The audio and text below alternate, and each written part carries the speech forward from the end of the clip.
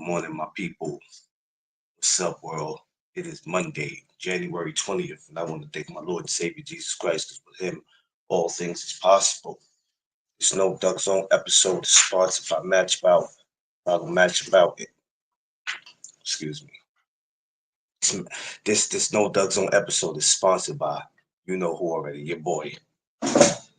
Apologize, y'all. I'm still a little tired, so just forgive me. Safe travels to everybody out there moving today in the city, man. It's kind of snowing, you know what I mean? It's crazy. It's snowing in a couple of other cities, but it is what it is. But safe travels to everyone. Even though there's no school, people are still moving around. People still at work. Safe travels to y'all. Uh, Happy birthday to us.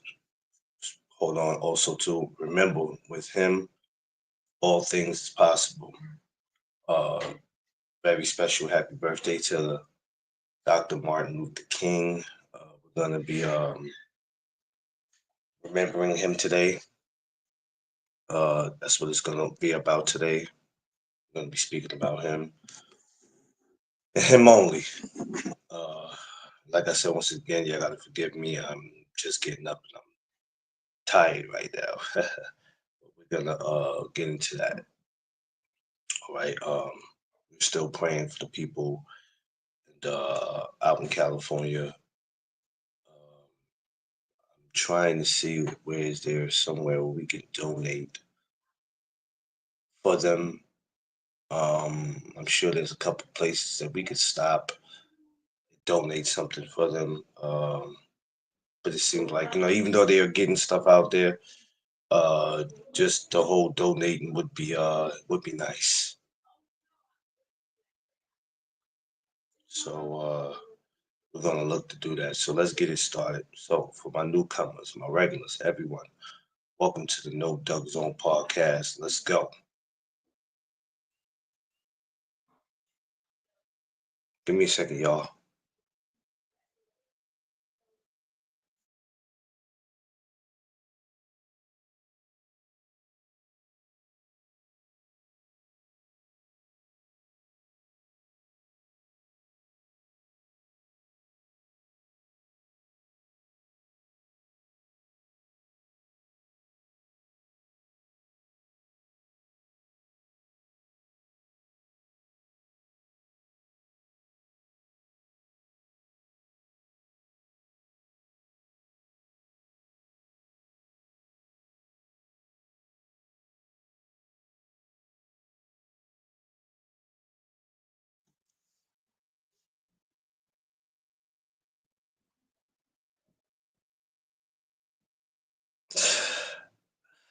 BBO, here you go with your bullshit.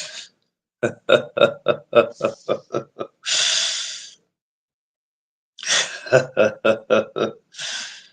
BBO, you're an idiot, man. You know that?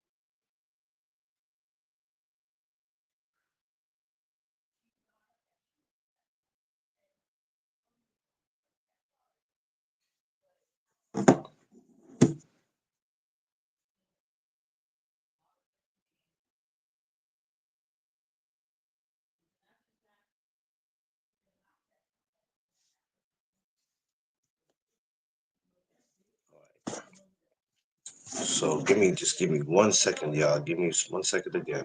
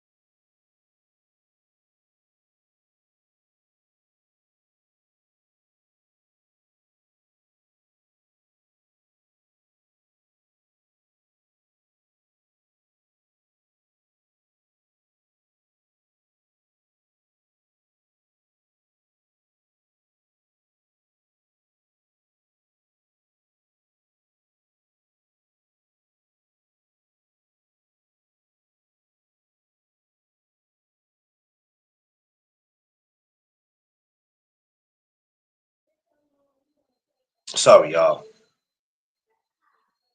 Trying to get it together in here. There's too much going on. Too much going on for it to be early in the fucking morning. But anyway, so yeah, Martin Luther King, like I was saying. Man, what more can we say about him? You know, was American Baptist minister, activist. Uh, he had so many different titles. You know, born in January 15th, 1929 in Atlanta, Georgia, died April 4th, 1968, 39 years old in St. Joseph's Hospital, Memphis.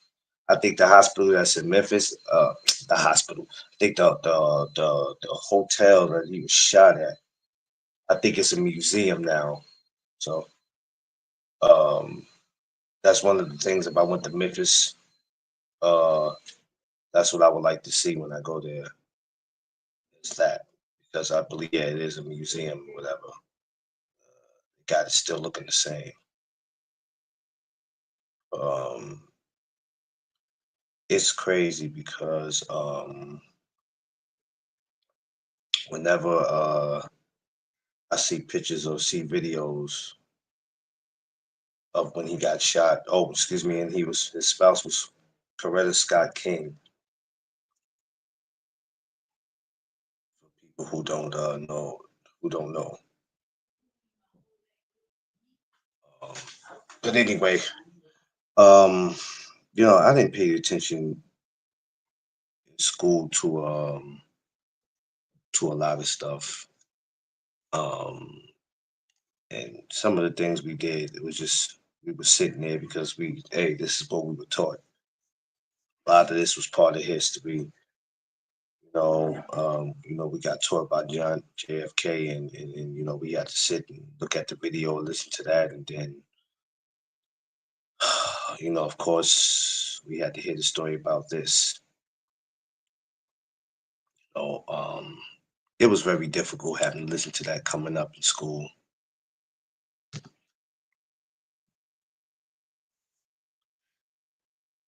But it was a part of our history. Of course, there were some things. Well, some people probably want to know why was Martin Luther King assassinated. He wasn't just assassinated because he was a Negro, a black man. He really was killed because of his beliefs, what he believed in. And it's crazy because I'm glad we're on this today because none of you other content creators are gonna touch this. You're too busy worrying about seeing two fighters who can give a damn about y'all. But this is important because this is the reason why I have a lot of my beliefs.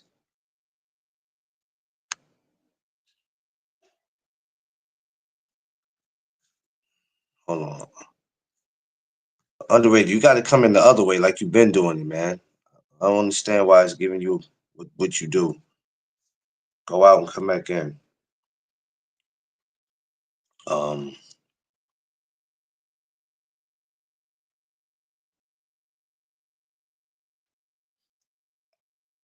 and it's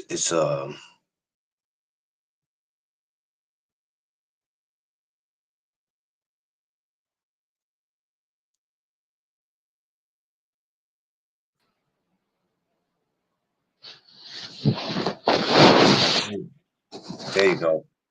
D free, what up? Underrated, my guy. How you? Good morning. I'm a little out of it, man. I jumped up. I should have been up a little. I should have been up a little early. I hate getting up and having to rush to do the show. You know, 'cause I be trying to start in time because I got other things I'm gonna probably need to do today because there's snow on the ground. So I got some salt I may need to throw down. But other than that, man, I'm all right. How's everything with you? Everything good? Yeah, I was just getting ready to explain, which I didn't go through everything. Um, I talked about, but I'm just getting started. I didn't get to announce his kids and his his parents. I didn't even get to get into all that. I was like, you know what? Okay, I can get to all that later. That really wasn't uh important for the moment, man. I wanted to get straight to it. That why Dr. Martin Luther King was killed, and his beliefs Yeah, and what he fought for. Now, you being around that time before I was, um, what do you, and not to say like you're super old, like, oh God, you were in high school when he passed, nothing like that. But what do you remember about the Dr. Martin Luther King? What was taught to you about him? what I remember when I was very young, how they was talk very highly of Dr. Martin Luther King, not as he was a spiritual leader, but as as a as a man that stands on value, that stands on morals and values. Especially he talks. He was very equipped, knows about this country history. Mm, And I feel after Malcolm X passed away in '65, he really see the country what it is. So there's people say he became militant, but on the spiritual side, he was seeing that us as a people was getting disfranchised, and also us as nationalities understand our flight. Just be part of the system, trying to make it work. And so for me, the late great Dr. Martin Luther King means to me. There's a black man in Georgia that wants people to own up to their mistakes. What people mm, had, what the wicked people had done in this world. And so throughout the years, have I got older, I have a dream. What that dream means to you individually, what that dream means to us. And the sad thing about it, I got to say this, we celebrating Dr. Martin Luther King birthday on the same day of inauguration. I'm just saying, Orange Crush 47. I'm just gonna leave it like that. And but get that's back to crazy. Dr. Martin Luther King that we still got work to do. Our people still not close as we should. And so we got to keep his legacy alive. Yeah, That he stand for peace. He stands for more. He stands for uh, as a human being to live right. And whoever who get just franchised and everything get taken advantage, you take care of them. yeah. So he Um, spoke, so he spoke against power, and you know yeah, that's what I yeah. see. Um, it's crazy because I'll be right back. just before his assassination was the assassination of Malcolm X. Um, and it was sad to see that, and I'm not comparing the two. I'm just comparing to how they both got taken out. When you sit and you think about it, um, he was very close to changing a lot of things that people didn't want changed. And they saw the change coming, and I guess somebody sees the opportunity. What's going on, Queen? Jam Marine, what up? Somebody saw the opportunity and they took advantage of it. But the crazy thing about it, though, underrated, is that I heard that when he got shot, he didn't even die. I heard it wasn't until when he got to the hospital. I don't know if there was some foul play in that. I'm not um That's just what I heard. Rumor has it that he was still all right, but it was somebody that was trying to make sure that he wasn't all right. But that's just what I heard. Um, we always talk about our ancestors, right? And we talk about why we vote and why there's a lot of reasons why we do what we do because of our ancestors. And a lot of our people fought for us. They got hung, they were beaten, and they died. Why you think it's so tough for people to stand up for what they believe in today? Underrated.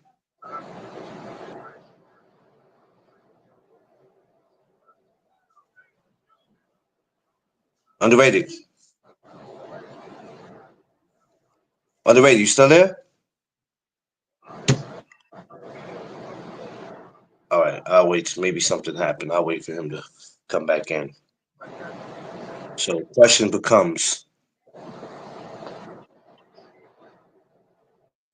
the question becomes, ladies and gentlemen, is why is it so hard for us to stand up for what we believe in?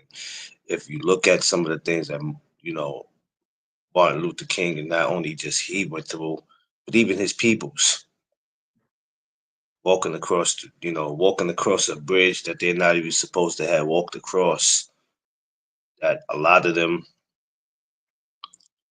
maybe not all of them, but the majority of them got killed trying to cross that bridge. Some were beaten, some were thrown in jail. That's why I'm always major on fighting for what you believe in, even if it costs you. And it's sad because a lot of y'all don't understand that. All right, BB, I'll let you up. But this is a serious topic, so we're gonna keep it serious. Give me a second.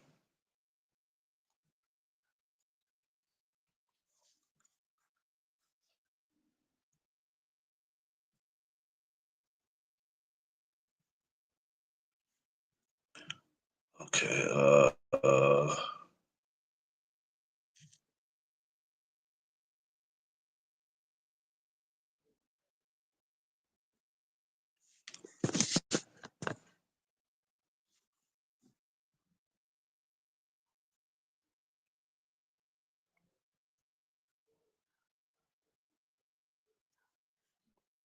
So anyway, yeah, like I was saying, the stuff that he went through, he had a dream, and we always hear that famous line, but he really wanted people to come together, man, and it worked in some ways, but in some ways, the world is still full of hate. Of course, racism still exists. That just wasn't gonna go away.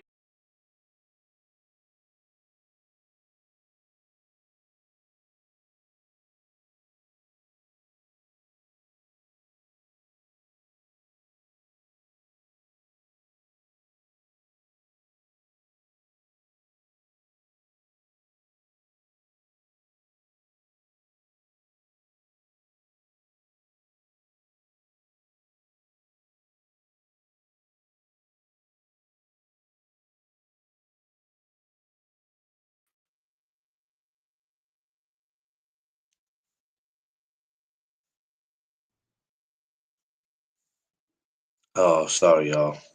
Anyway, I sent it to you in your DM, BBO.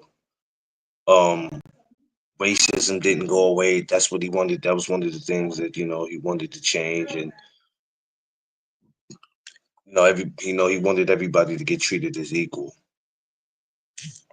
And once again, this is why I'm so strong-minded, and why I say we have to stand up for what we believe in. A lot of y'all stand up to believe in what you want to believe in,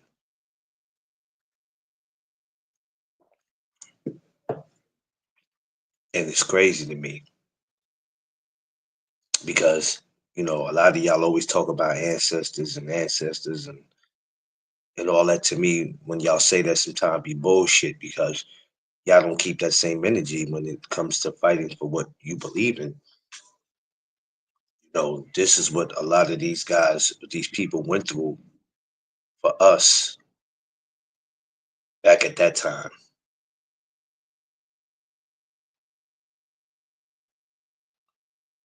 I don't know what underrated doing. BBO, I don't know if I told you, I sent it to you. So anyway,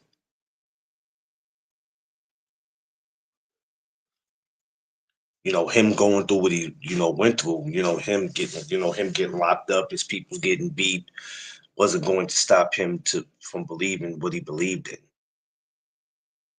And it's crazy because he went through that a lot of assassination. I mean, assassination was always something that was around, even with JFK. If you look at him, you know what I'm saying? I mean, that this is what, the '60s. All this is happening. So it's something that's always been around.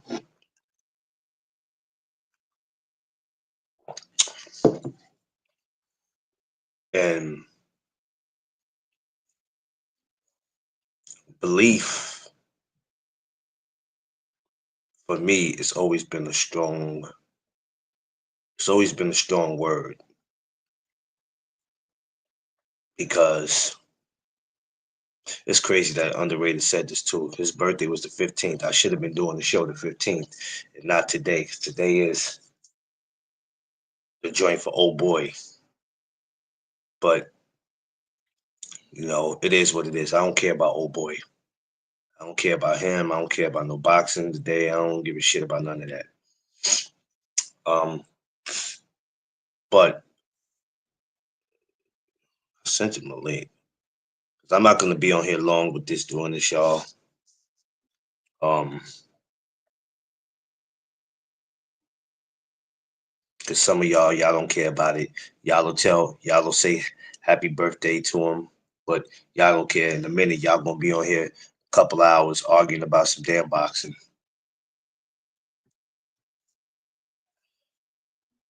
But anyway, that's why I'm a firm believer in what I believe in, and I think everybody should be on that same type of time because when we speak about our ancestors, and when I think about things that Martin Luther King went through, what the people went through,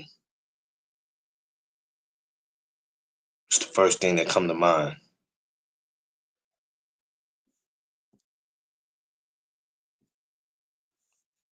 Hold on.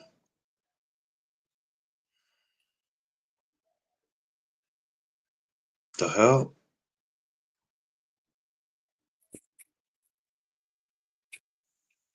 BVO. Yo, what's going on, man? How you doing? I'm good, brother. What's up? Good, good. Definitely had to show some love. You talking about one of my favorite people, Dr. King. Yes. I would say the greatest American that we ever produced. Um, Only thing I will say is that we can't let the media paint our brother as a dreamer because he wasn't. When he wrote he wrote one of my favorite books I still read and reference to this day is Community or Chaos. Where do we go from here? When he was in Jamaica, I think that was in 1967, right before his untimely death. Um, he Mm-hmm. talked about how he was misled because people got to remember Dr. King was a very young man. So when he got into the whole movement, so to speak, which Rosa Parks started Yeah. with that bus, being on that bus, he really was a little naive to how things really worked, and he made mistakes. But the thing I will say is, when people, just skip a little bit forward, people always talk about how when Malcolm died, but what really changed things when Medgar Evers died in his driveway. Um, once Medgar Evers was up, and people got to look him up, he passed. Then Malcolm passed, and then eventually Dr. King passed. But the thing was, Dr. King didn't understand about money like a lot of us don't.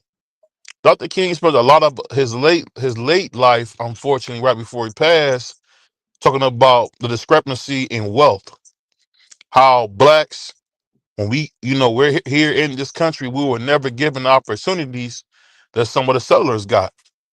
Like we never was given those land grants, was never taught how to farm, never taught about what a government subsidy was. To this day, I think it's 41 million of us. We still don't have a lot of black-owned farms, but we got $1 trillion in buying power. How does that even happen? Mm. Go ahead. No, go ahead. No, I'm listening. It's just one of them things where when you look at what Dr. King was talking about, he said he felt like he led us into a burning house. And they say, why would you say that, Dr. King? Because he said it makes no sense for you to be able to go to any lunch counter you want and you can't afford to buy anything off the lunch counter. When we talk Damn. about money, we forget we're talking about opportunities to generate generational wealth. There's always going to be a few of us that get blessed to get picked to do something more. But I always say this: it don't matter if your lowest of the lowest brother doesn't have it as well or have an opportunity to get it. And I think what happens is this: when you learn better and you try to operate on a different way, people try to call you bougie, they try to call you Uncle Tom, all these disparaging names. But at the end of the day, let's be honest, that dude who was able to keep his cool, worked that job for 30 years, opened the door for us. So you can never look down on that. And Dr. King, I mean, his whole family, one of the saddest things in the world, they blew his mother off the piano with a shotgun. This isn't something that BBO is making up. Look how his mother passed away. Somebody came into the church while his mother was on the organ and blew her away. It's just a tragic story, but I will say this. Damn. Because of Dr. King, we got laws passed. And unfortunately, guess what? We don't benefit from these laws. Unfortunately, the alphabet community and Caucasian women have benefited more from these laws that we got passed than we have. And then we have a guy who I think is still a great man, but made a mistake. We had Clarence Thomas take away affirmative action. And the only thing is this: we never got reparations like the Asians did. We never got reparations like the Jewish did. The only thing we ask is to get a level playing field for what happened for slavery. People don't understand slavery is only less than 100 years from now. Some of our great grandparents were in slavery, so I don't Hmm. know, man. I can go in Yeah. all day. I just want to show some love, man. This is one of my favorite topics, man. Nah, no, please. Because we all can sit and listen and learn. You know what I mean? You brought up some great points, and as you were talking, I was sitting there thinking, like, damn. Because like I said, in school, we were taught this, but we was only taught this only when it was either time for his birthday or when Black History Month came around. So it was sad because it's like I don't want to say like they rushed to tell us it, but it's like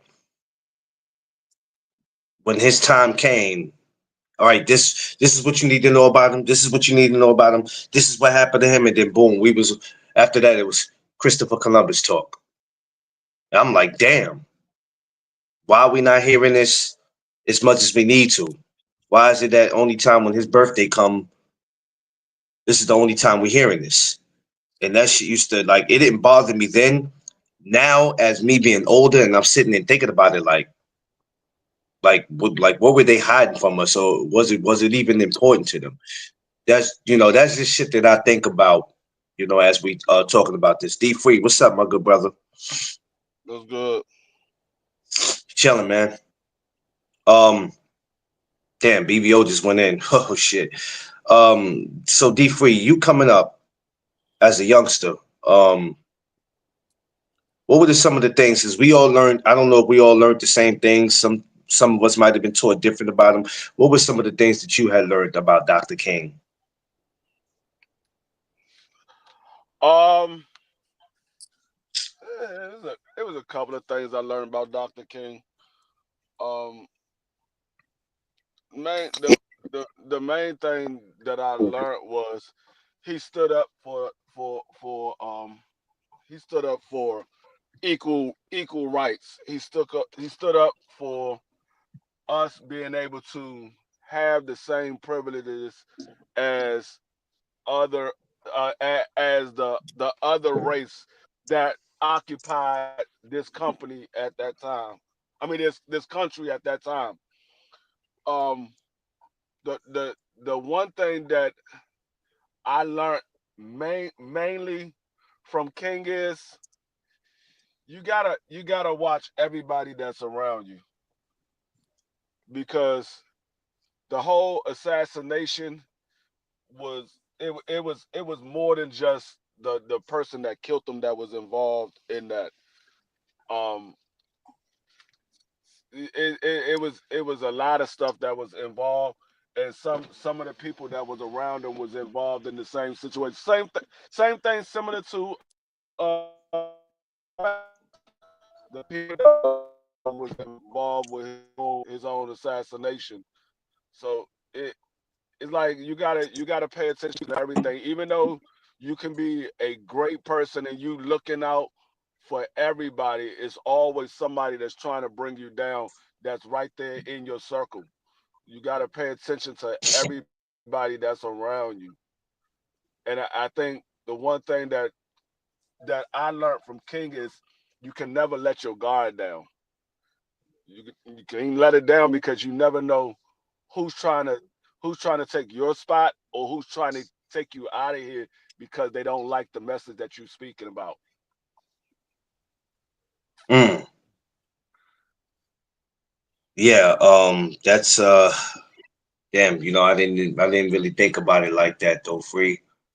Um and even what you're saying with him letting his guard down, I didn't think about that part. Y'all both made two great points, and I didn't think about either that it's more than what you're saying as far as how he died and who killed him, that there might have been some of his own people that could have been involved in that. That's uh that's crazy. What did she say? People who tried to bring you down, you ignore them. Supposed to keep rising. Yeah, well, that's easier said than done, beloved. Easier said than done because sometimes it's scary when you fight for what you believe in. It can cost you, but you got to keep going. But you also got to watch everybody. It's like my man said, everybody. That if y'all notice when y'all hear me talk, but I be like, yeah, man, everybody suspect. Like I don't be making jokes about that. I be like, yeah, I watch you YouTubers. A lot of y'all are suspect, man. I got to keep my eye on y'all. I can laugh and joke with you all day, but I watch y'all asses. Some of y'all have come. Some of y'all are just a trip, man. You know what I'm saying? Y'all will catch me when y'all, at least when y'all think I'm not watching y'all, or when y'all think I'm not paying attention, y'all will come and snuff me out. I got to watch y'all. It is what it is, man. You was getting ready to say something, BBO? Oh, I was just gonna say, man, it is just it's sad though, man, because as blacks, man, now you got a whole new movement called Foundational Black Americans and all that good stuff. No matter what, I'm gonna be honest, man. Us blacks who are in chains, man, I just think, man, it's so sickening to see the disrespect that we receive. And it's a bad thing about blacks. I think we kind of tricked ourselves out our own movement. You know what signs those Russians had when they had the big rebellion at the nuclear factory when they didn't want to work at the nuclear factory? You know what signs was on those Russians? I am a What? man. I am a man. Those come directly from the Memphis movement when they was trying to, boycott the trash company. I just to Yeah. tell you this, it's the saddest thing in the world for most blacks to understand that we hate it for no reason. It's not something that we making up. This ain't something that we making up. I mean, I'm not of the idea to, not to bring the president in here. I'm not But of the ilk to think that he's racist or none of that. I don't think a dude who's been around black people his whole career is magically racist. But I will say this. At the end of the day, I think my grandmother told me one thing that most people need to learn. Everybody ain't your friend, and everybody don't have to be your friend. It's about what people do by you and not what they say. A lot of people say a lot of good things that make sound good, may even make you feel good. Dr. King said all the good stuff, right? A Yeah. black nurse tried to kill him first.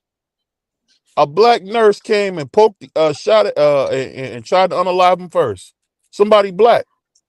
You know, we talk about the whole Dixie Mafia conspiracy, you know, where the nurse came out 50 years later and told us about how the Dr. King arrived at the hospital alive and they let these people come in and put their fingers in the bullet holes and all that. These are all facts. But guess what? Yeah. Most of us don't know that because we don't pick up books and we not invested in our own success. Nothing succeeds like success. So you know how when you hear BBO say stuff or you say, oh, that's a little wild. Guess what? You can't even mess with people's minds if you're not reading and understanding what's going on. And what's going on right now is that we've forgotten the things that made us great. We don't need to worry about other movements. What we got to worry about is how can we be better each and every day? How can we raise our children? Because guess what? We dealing with some of the same things my grandfather talked about. I'm gonna tell you guys something crazy. Now this is a little bit off topic, but I seen a picture of Michael Jackson as a grown man, right? Now this sounds funny. I never seen him. I don't think I looked at a picture of him as a grown man. And I looked at me looking at it as a grown man. I couldn't believe what I seen. The hate that just goes through our whole culture, man. It's crazy. You know, blacks have been taught to not trust each other. We don't work together. There is no black community that like we heard about in the 60s, 70s, and 80s because everybody wants to compete with each other. Everybody Yeah. want to say, "Oh, I'm better than you. I do more than you. I got more money than you." It Yeah. don't matter, man. The rich, the poor, everybody was together back in Dr. King's day. Everybody. You know, when they would march, people would donate shoes. During the Montgomery bus boycott, they would donate shoes from across the country to make Yeah. sure people could get back and forth and have shoes to walk in. You know, it's bigger than you even thought. Dr. King wasn't just about peace. Dr. King learned. What did he say best? I should have focused on civil rights, silver, which is money, monetary. You know, he was about to do a jobs march and not civil rights. Because guess what happened? We got our civil rights, but we got nothing to back it. Nothing to back it. No land, no nothing. And it's sad to say they still paint Dr. King as nothing more than a dream. But no, the brother was ready to help us do things. And you got to listen to what he was talking about. Sound very similar to Malcolm X. If you ever seen, you know, the one of my favorite videos of Dr. King when he was on the train talking to the black farmers, he said, all the scared niggas are dead. That's what Stokely said. Dr. King didn't say anything, but he was right there with him. So if you stand by a man, that means you feel the same way. Am I wrong? No. So Dr. King wasn't a scared nigga, man. And that's one thing I always respect. I always love. You know, people talk about how he, you know, had extramarital affairs and blah, blah, blah. Guess what, man? Everybody's not Malcolm X, dog. I'm going to just let you know right now. Everybody's not Malcolm X. Everybody's not going to be perfect. Yes, he smoked. And guess what? That's probably why he ended up getting unalive because he went to go have a smoke. He went to go have a smoke. He was embarrassed about it. You know, he probably should have blew that thing in the room. But, you know, hey, he didn't. And you got some whole conspiracy where they got James Earl Ray who didn't do it. Somebody shot him from the embankment, man. And guess Yeah. what? We'll never know who did it. The most important person in the world didn't know who did it. His wife. His wife left this earth without knowing who took her husband from her. And that's just a constant story. Look at Betty Shabazz. Betty Shabazz lost her insurance. They bombed Malcolm's house, firebombed his house right before he died, and then the insurance company wouldn't pay. So it's just a string of things, man, that happen to us as blacks, us as people, man. And that's why it's so important to get together because the only place most people want to, you know, integrate is in the bedroom. They don't want to integrate anywhere else. They don't want to integrate in business. They don't want to integrate in anything. Wow. They just don't. And don't Wow. fall for the trick of because you accept it sexually or you accept it as a so-called ally or whatever. These people ain't your friends, man. They not. Yeah, But man. this is something Hey, that I'm real passionate about. So forgive me, man. Go ahead. No. Go ahead. No. This is what I need, man. This is why I got my hey, brothers up here. Uh, I'm Go gonna ahead, say, D. I'm gonna say something. I'm gonna say something that most people don't pay attention to. It like we work, we work all our lives to be financially stable and take care of our families and stuff like that. And then certain people are privileged to be born in this world as millionaires or well off or however you look at it.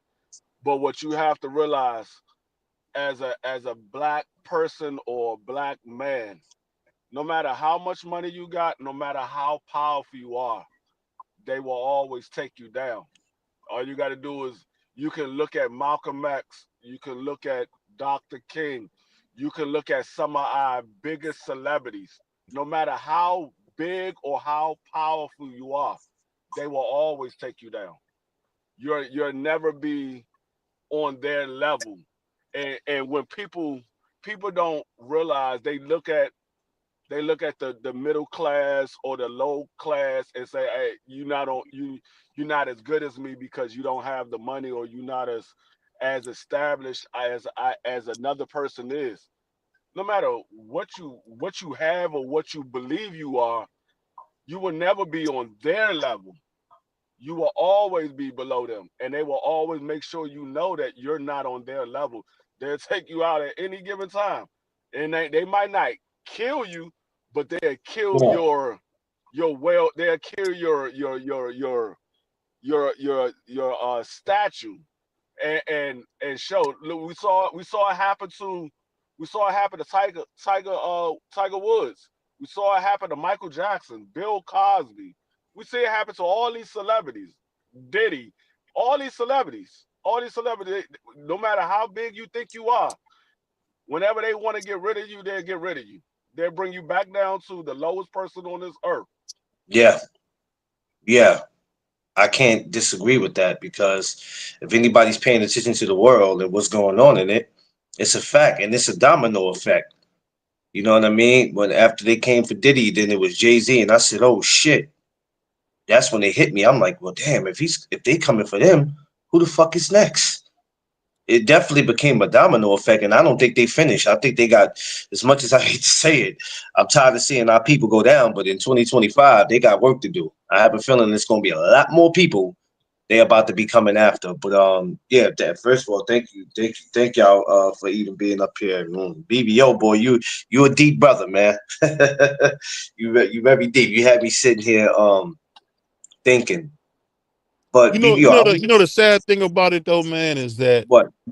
when I was growing up, I'm gonna share something personal. I was growing up. I grew up with my grandparents, and my grandfather grew up not going to libraries, not because he couldn't, because they didn't let blacks go to the library back then. Yeah, And one of somebody had mentioned this in the thing about the Willie Lynch letters. Guess what? That's been proven to be a false document. At the end of the day, what's happened is this: they fooled black people into thinking that, hey, we're going to give you true integration. The thing is this: a lot of blacks never wanted their own. And my grandfather used to say all the time, when he was coming up, he's from Wynn, Arkansas. Back to that library thing, he would make me go to the library. You say, why would you go to the library? Because you got to read, man.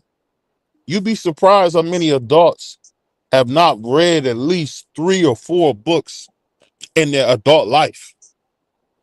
I'm not talking about in a year, I'm talking about in their adult life.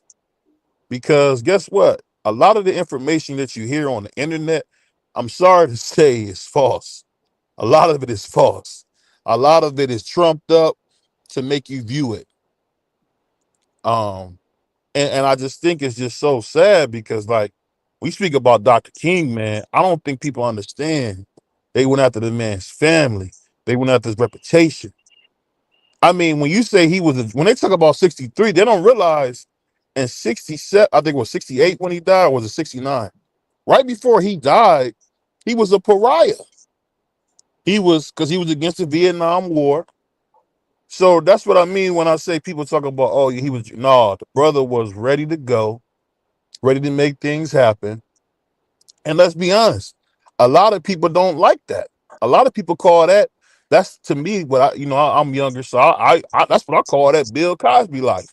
The show I'm talking about, not him the person, the show. Yeah. Most of us enjoy that Bill Cosby style show life, and most of us wanted to be a part of it. But some decisions made us not. But guess who made it possible for there to be a black president? Martin Luther King. Martin Luther King had a cool quote. This is around when he first was a minister. This is when they first made him the minister of his church. They said, Dr. King, with all that you've been seeing, what do you see for the future? And this is like in the 60s. This is like 63, 64.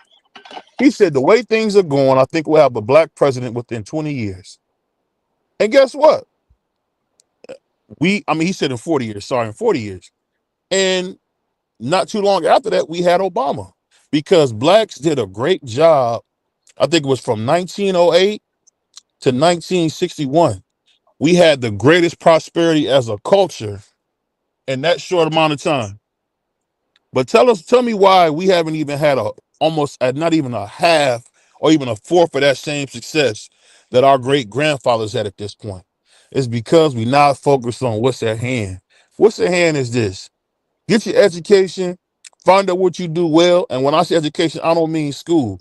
Whatever you want to do, invest in it, spend your money on it, and you will find out it'll pay off.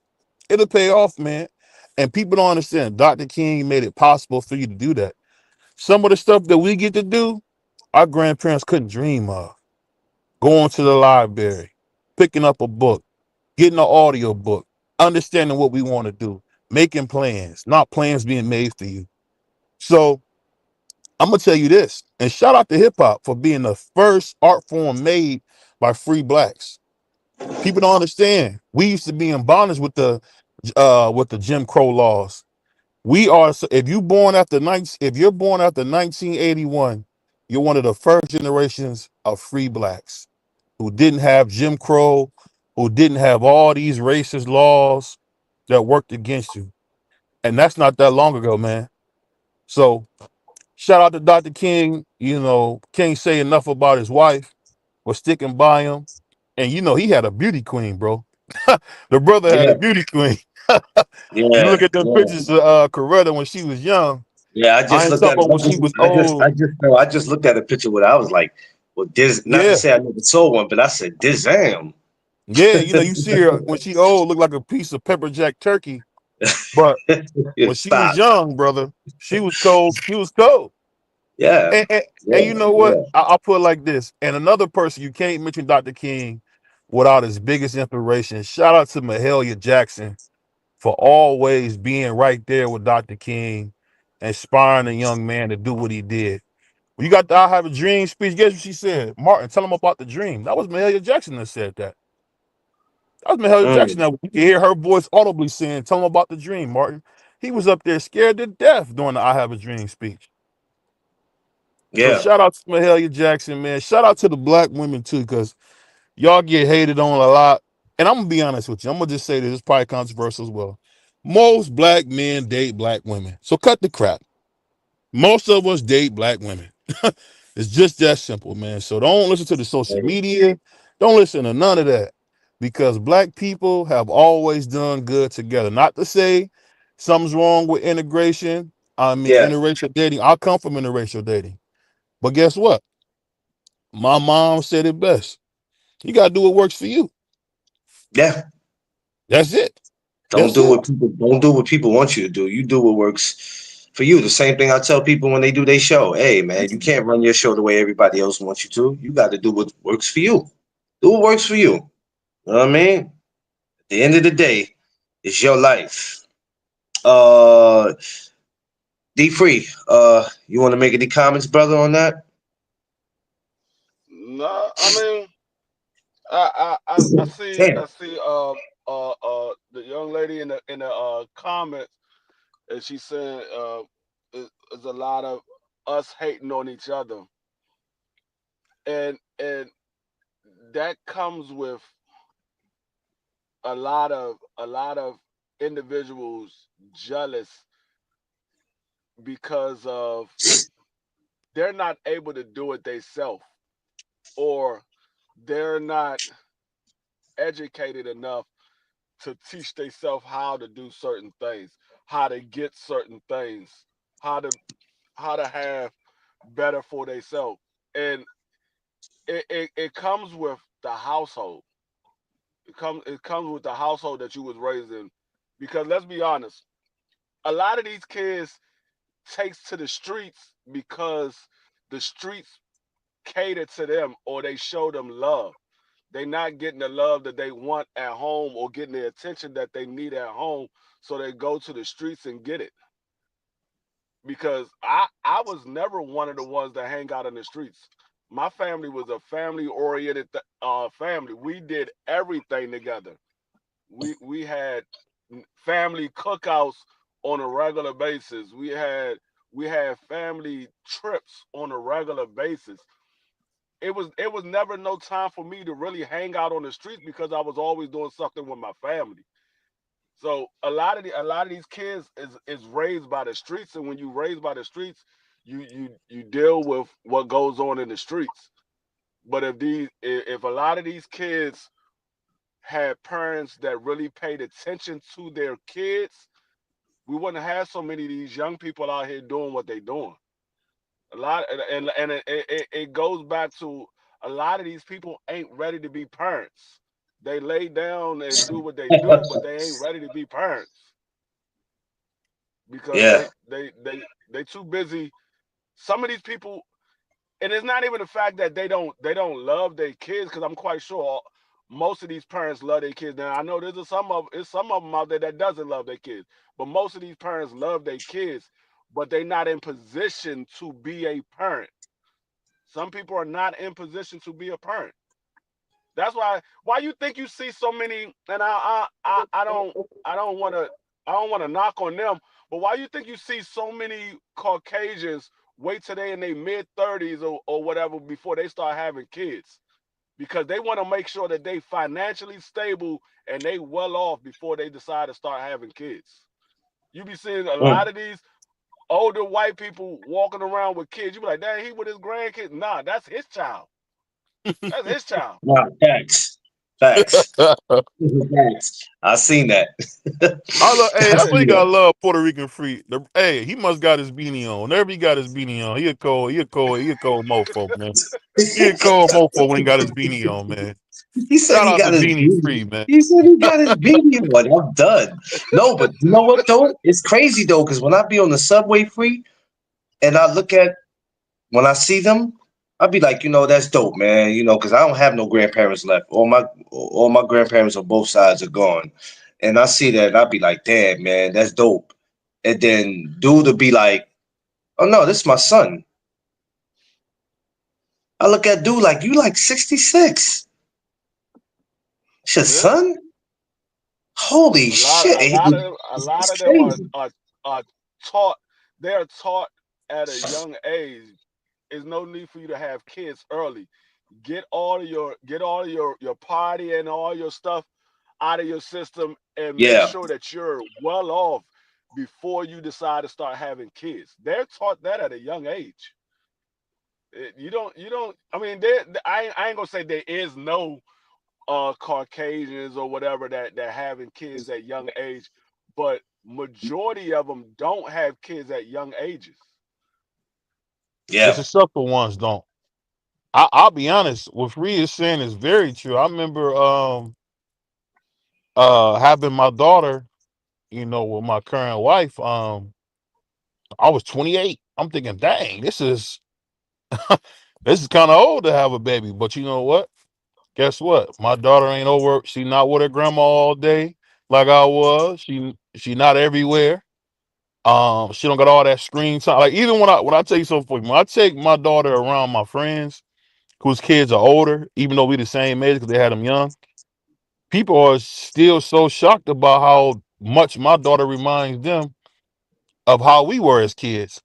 And that's only because guess what? I can focus on her. When you have them kids too It, young, man, you can't do nothing for them, man. You just can't. No, You're no. gonna be chasing tail. I mean, these black women, they getting finer every day. You know what I mean? So Yeah. you out there Yeah, looking at tail, facts. and don't let me get on the black Puerto Rican, the black Spanish ones. Oh my God, Jesus Yeah, Christ, yeah. they I get think you That's in why trouble, that's man. why So I told all my well, kids, I'm like, no, don't have no kids until you're ready to have kids. You gotta make sure that you have your life in order before you have kids, because the kids didn't ask to be here. You chose to lay down and produce those kids. So like I'm grateful that none of my kids are having kids. Like my oldest son, he'll be 25 in August. He hasn't had a female pregnant not one time in his life. My other son, who's right behind him, who's 22, be 23 I mean, I'm sorry, he's 21, he'll be 22 in August. He don't have any kids. And my daughter, she just started dating her first boyfriend. And she said, Dad, I have somebody I need you to meet. And I was like, who is? She was like, it's a guy that I like. I was like, okay. I said, where you meet him at? Oh, he plays the piano for the church. Okay, let me. I'm gonna come out there and meet him. But my daughter already knew, you gotta meet my father. Cause I don't care how much you like me, you gotta meet my father. Cause if my father don't approve of you, I can't date you. And so I'm grateful that my kids are not uh, planning on having any kids no time soon. Like my daughter said, no, I'm not having no kids until I'm married, and I don't plan on getting married no time soon. I just turned 19 today. My daughter just turned 19 today. She like, I don't Oh, plan on tell I getting say married no happy time birthday, soon. man. Beautiful, Yeah, beautiful. appreciate it. But I Yeah, mean, it's just like a lot. Like I said, a lot of these parents have to take responsibility of what the kids are doing.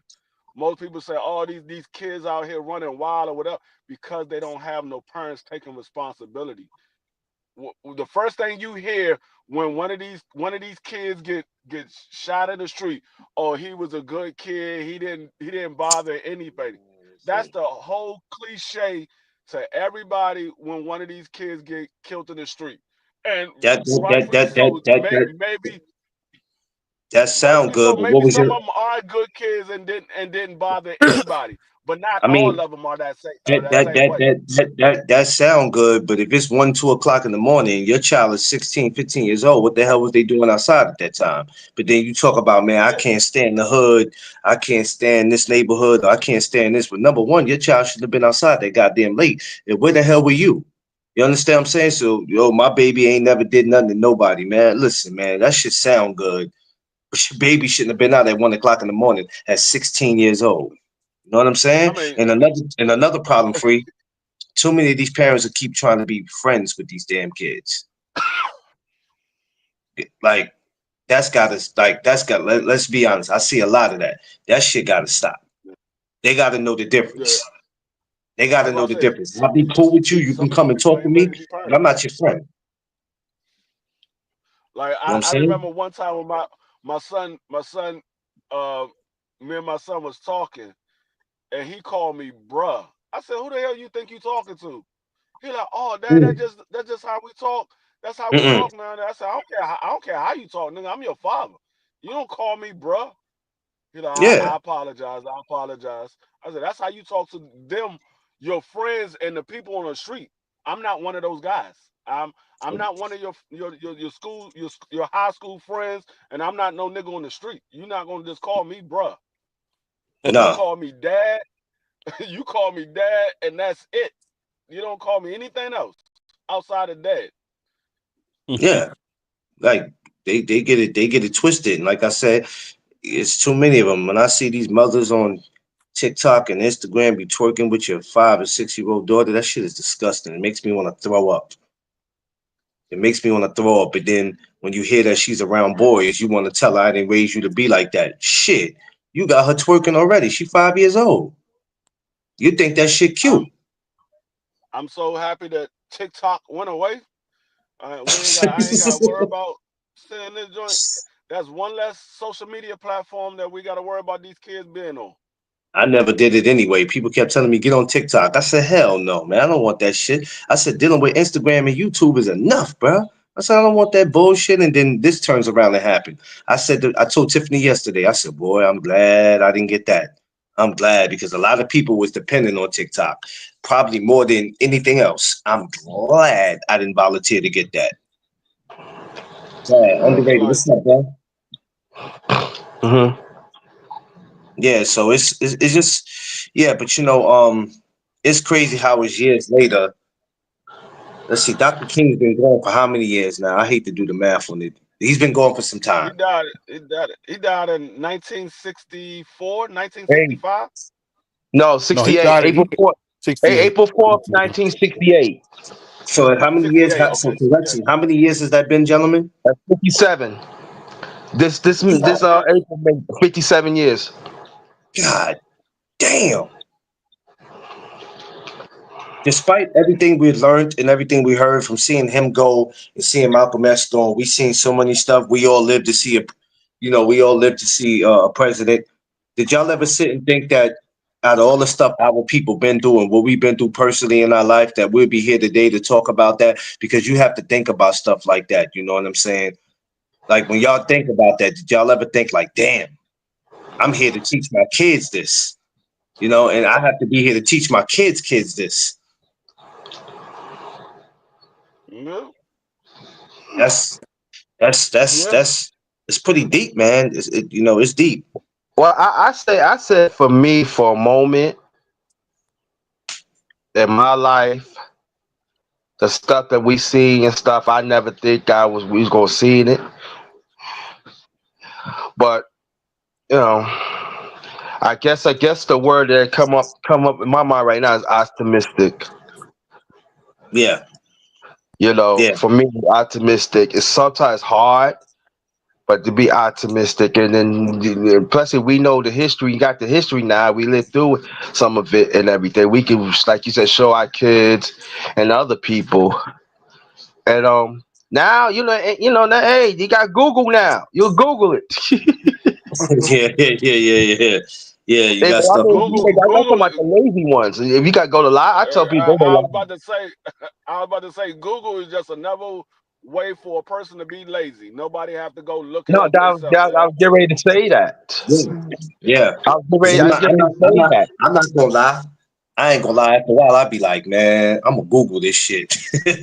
I'll be like, yo, I'm not gonna lie. I'm one of the ones. I'm not gonna act like I don't go to Google because there's sometimes I'm having issues. I'll be like, look, this shit taking too long. I'm going straight to Google. But no, Free is definitely right on that. He's definitely right on that. Everybody be like, nah, I ain't got time to do all that. I'm gonna go But Man, Google it. I would tell people go to the library and go to the archives. Well, you know what? Another thing too, and I'm not speaking for everybody because I know some people still go there. But because of this social media, man, a lot of people fell back from the library shit. You might have a small portion of people who still might go because they want some peace and quiet. But now with this social media, nobody has to really go in the library like that and get on the computer. They'd be like, man, I got my motherfucking phone. You might have a few people that might still go, but it ain't as major as it used to be, man. Because a lot of people like, man, I ain't gotta do that all shit. I got a tablet, I got a phone. I'm And going then at Yeah, I home. mean, I think the funny thing is when you talk about the library, the kids are a lot different than us. With me, I used to go to the library to go see the honeys, man. We get on we get on Facebook. Back then it was Yeah, MySpace, and you yeah. might see the girl from school.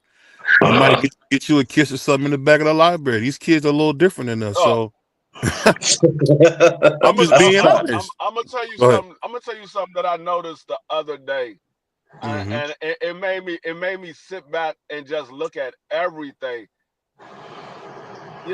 United States is some of the laziest people in the world, and I know I'm not saying that to be funny, but just think about everything that we got going on in the United States. No, they got these electric scooters. They got these electric bikes. Oh my They God. got they got the Google and everything. Dog, everything is so people can be lazy. I was sitting there, and what made me think about it, I was sitting at the light taking my wife to work, and I seen all these people on these electric scooters and bikes. I'm like, what happened to walking? Y'all wonder why y'all out of shape? Because nobody walks anymore. No, Everybody get on a scooter or get on an electric bike. Like, not even a regular bike. I'm talking about the electric bikes where they ain't got to electric do no bikes. pedaling. Like, No, yo, dog. y'all, we are some lazy individuals in the If United you States. if you free, I'm sure you saw it when you came here. When you came here in BVO, I believe you came up here, and you know, in underrated, you're from up here. That's all these motherfuckers up here do. Not even regular bikes, and they be riding on the sidewalk. Don't move out your way or nothing. Think they got a right to do it. I'm like, this city is so man. This shit is crazy. This shit goofy, man. It's goofy. When you sit back and really look at it, you like this is goofy. And like you said, free they lazy, very lazy. And What you, the kids done got lazy. The kids done got lazy because that's all they depend on now. They don't even walk like that no more unless they gonna fight.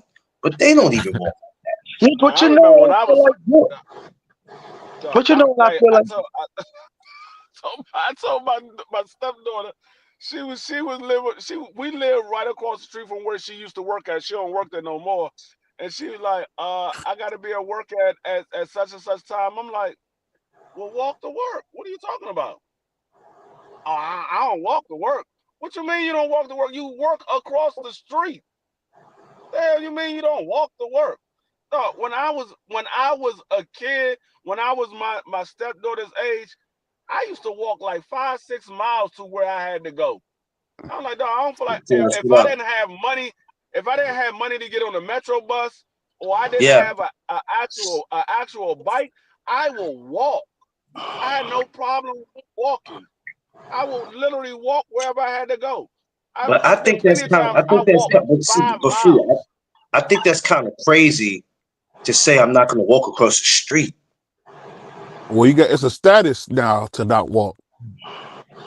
Because let me tell Status. you something. I even now I do what I got to do to get to where I'm going. When I lived in Alabama, I remember I worked at Outback Steakhouse, and it was a couple of miles from where I lived. I didn't get off to 1, 2 o'clock in the morning because I was a dishwasher and porter. I didn't have nobody I can call at that time to come get me. I had to walk. You know how dangerous it was to walk at that time of night? That yeah, time of night in Alabama? and Bama, Are you crazy? Do you dog. know if you catch your ass at a gas station, what was going to happen to you? So these kids today is crazy, man. Even in New York, sometimes when I don't feel like getting on the train, there's times I live by the Apollo and I walk from there to 42nd Street. Walk. Let me tell you, I knew Dog, people where I live at. There are actually people take the bus one stop, Tay Tay, what's up, Queen? yeah, one I see stop. that plenty of times. I seen that plenty of times. Matter of fact, I seen that just yesterday. A dude got on the bus and went literally one stop and got right back off the bus and walked across the street and went in the house. I said, dog, All the did way you to just get town. on the bus to go one stop?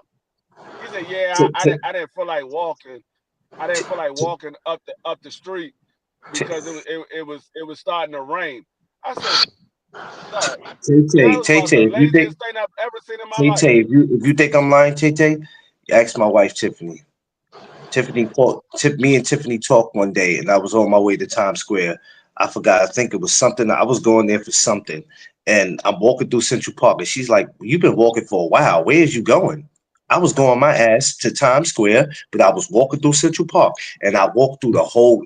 Listen, if you ain't never seen Central Park, That's a big shit, motherfucker bus. it's a Shit. big ass park. I walked Yeah. through that whole park to get. My whole point is I wasn't trying to prove a point. My thing is you gotta walk, man. People be lazy, bruh. I'm not saying walk yourself until you pass out, but people be lazy. My thing is, me and D Free always have a conversation about this all the time.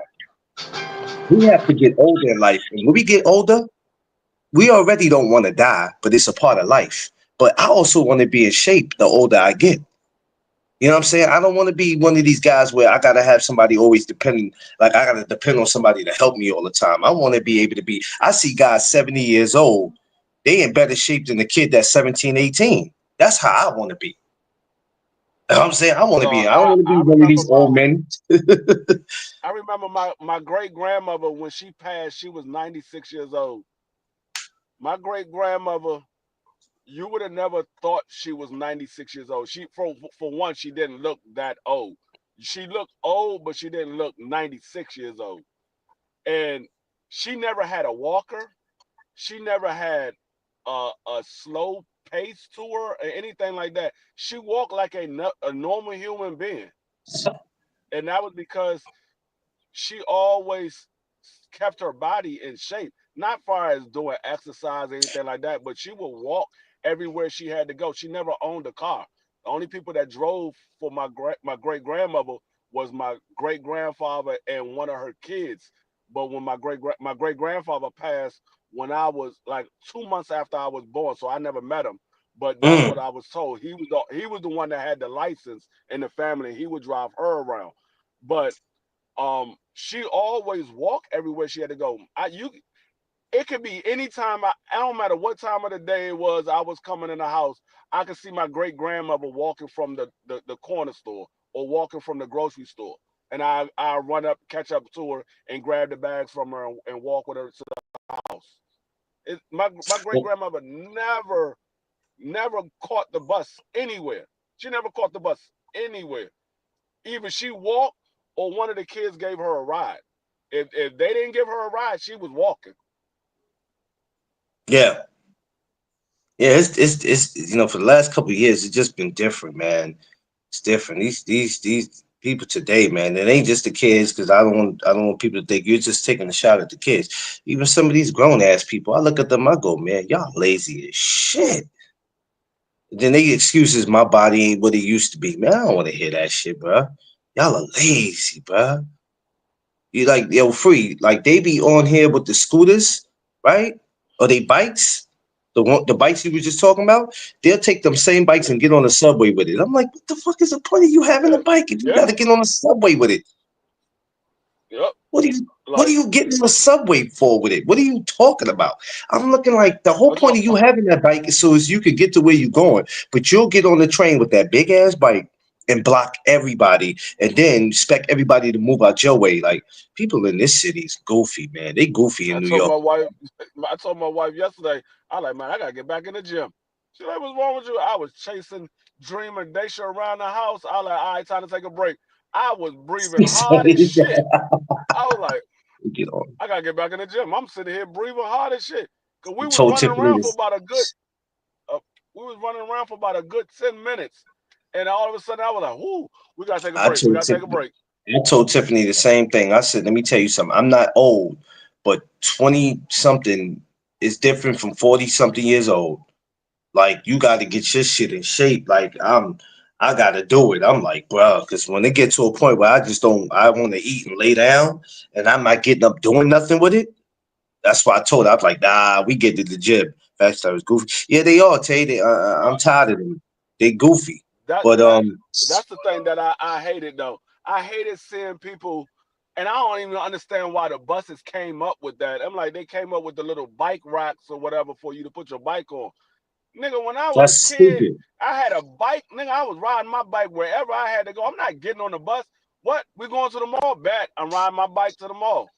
I'm not Yeah. getting on the bus. I'm not getting on the bus. What's the point of me having a bike if I'm getting on the bus? The bike is Yeah, so I like don't have to walk. I can get where I got to get faster. I ain't got to walk. I'm not paying no money to get on the bus, and the daggone mall is a couple of miles away. I'm getting on my bike. yeah, But these is I'm like, lazy, especially here in New York. When you really look at it here too, I don't know about nobody else, but I know here, lazy as fuck here, oh lazy. no, Even when the weather, like I told you before, they making DC like little Manhattan, dog. Everywhere you look, there's bikes and scooters everywhere. We got bike racks everywhere in DC. Like they got bike racks in the hood. I said, dog, why would you put bike racks in the hood? Dog, them little hood oh, dudes, be stealing them damn bikes and breaking the location Yeah, device on them they joints. they they they They they got do it. a They do bunch it. of bikes in the Free. hood. They do it here. I watch these little dudes literally like during daytime, not night. They do it during the day when somebody can see them. They'll go. It ain't nobody gonna say nothing to them for real, unless they paying attention. They go pop that bike. I watch them. They'll pull that bike and get right on that bike and go on about their business like that bike belonged to them. I'm like, your parents can't afford to get you a bike, but now it's like, why should I have to go I ask my mean, mother for a bike? I, I ain't got to go ask my mother for a bike. I can just go take one. Shit, crazy, bro. the- The I'm like, person y'all, who y'all, came, the y'all don't person who came up realize with that, what y'all doing. the person, yeah, you don't. The person who came up with that is an idiot because they thought they were doing people a favor by doing that, but they're an idiot. The person who came up with that. That was a dumb idea. It was a dumb idea. It really Yeah, was and I because remember that they had came up with these scooters. You can rent a scooter. Like not the little the scooter. I'm talking about like the big pun scooter. They yeah, had it where you could rent a scooter. I said, dog, this is not gonna last long. These niggas gonna steal them damn scooters. Dog, that joint exactly. lasted all of one summer. It lasted one summer. I haven't seen them scooters back since then. I'm like, No, dog, I knew that wasn't gonna last long. Dog, you can't have nobody rent a scooter and then you leave it wherever you want to leave it at, you and put people could just come pick it up. Man, them dudes gonna you put steal them scooters. you putting your money into all that when it's more important things y'all could be doing for the city with the money, and you gonna come up with that. That's why I be like, the world is full of shit. Because what you see they waste their money on, I'm like, you know what you could have took that money and put it into? Do No, y'all all understand that? these renter motor scooters, rent the bikes and all that stuff. I'm like, dog, everybody, oh, that was great for the city. No, it was not great for the No, it was city. not. No, it wasn't. No, it was not. No, It for was a one, stupid idea. it It was a for stupid one, idea. that joint mess up traffic. For one, you taking money away from the city by doing that because dudes are renting the bikes because they're cheaper to rent the bikes than to get on the metro. It's cheaper to rent the bikes to get on the metro. So that's taking money away from the city. You make more money by people getting on metro. You make more money Yeah. that way. But you taking that money away from the city and you renting these scooters, dudes renting these scooters, and then they'll lock them up, or some people don't lock them up at all. They steal them. Now we just lost some more money because they stole the daggone bike. Now you gotta go out and buy some more bikes. That's all the money that you're taking away from the city. It's not putting money into the city. It's taking money away. That's why I be like, cities, especially here in New York, I be like, they full of shit here. They full of shit because they just do whatever they want to do, and it's crazy, man. This world we live in is just, it's all stupid. It's just all stupid. So, but when you fight for what you believe in, what you stand up for, which brings us back to Mr. Dr. Martin Luther King, there's consequences behind it. It's a damn shame for you. It's like you live in a world where you can't even stand for what you believe in. You'll get penalized for it. You know what I'm saying? That shit is crazy, right? They'll tell you they always tell you to fight for what you believe in and stand up for it. But when you do free, there's consequences to it. You know what I mean? Even when it comes to you sticking up for your freedom, you know what I'm saying? And you like, damn. Like when I watched a homeboy of mine's was beat. He was fighting this murder case, and he didn't do anything. Wrong place, wrong time. And you know how that is. They just somebody got to go down for it, right? You just happen to be in the area. Boom, we got you. And he was ready to tap out. I said, man, you got to be crazy, bro. Don't let them do that to you. Don't let them do that to you, because what it is, you let them do that to you, and the person who actually do it is actually walking these streets. I said, you got to stick up for yourself, man. Something, fight this shit. And You know what? I'm glad that he did. I'm glad that he did stand up for because eventually he was everything was let go because of evidence and all that. It was like nothing lent back to him. But if he would have just gave up free, his ass was looking at some time. Like I'm talking about, they were talking about Like, you know what I'm saying? We talking about the rest of his life Yeah. for something he didn't do, which is just crazy to me. You know what? You know what? You know what? I'm so sick of hearing people say, and they say it all the time, and I just laugh at what it say. That's why I don't get mad at certain things that's said, because people always yelling freedom of speech. I have the Yeah, right to voice my opinion or voice what I believe in and all this stuff. But yeah, we are selected of freedom of speech. We are selected because yes. you say freedom of speech, but then on YouTube, it's certain things you can't say, or you're gonna get a strike, or they're gonna try to take your channel down. Yes. No, what Ain't happened that to crazy? freedom of speech? What happened? Ain't So that so crazy? it's okay to have freedom. It's okay to have freedom of speech In when you private. talking to me, when you talking to me, but Yeah. when I'm on this daggone platform, that I can't sit here and say freedom of speech. I No. can't fight for Ain't freedom that of speech crazy? on this platform. I'm like, It's it's it's it's, it's y'all okay for you selected. to That's why it's okay for you to have freedom of speech in private, but in public, you're doing too much. that's why I don't even get mad at individuals when they say little stuff like when I hear people say the N word and stuff like that. I'm like, I understand why people get mad, but I don't get mad at it, because I'm like, dog, I'm not gonna let name calling affect my entire day. I know you ignorant. I know if it came down to it, 9 times out of 10, you can't do nothing with me. I'm not gonna let the name calling bother me. I've never been that type of person to let Yeah. calling bother me. I know certain individuals are not the same as I am, and they're gonna get mad. And I know the N word is to demean that individual. I understand why they feel the way they feel, but I'm like, dog. So you really gonna crash out because somebody said a name? Somebody said a name. You gonna crash out, and you Yeah. Yeah. That's what these dudes be looking to do. That's why we needed this topic today, and this is the reason why we have to have future topics like this, because this is important. Because I'm telling you, we can't have a rational conversation without a man calling another man out his name, especially when boxing gets involved. my bad. My wife, Yeah, you good, you good. I figure you my got a bad. call or something. My wife called me. She okay? Yeah, can you hear me? Yeah, she okay? Yeah, she okay. Okay, She was just checking on me. But okay. yeah, I'm not gonna let somebody saying a name have me act out.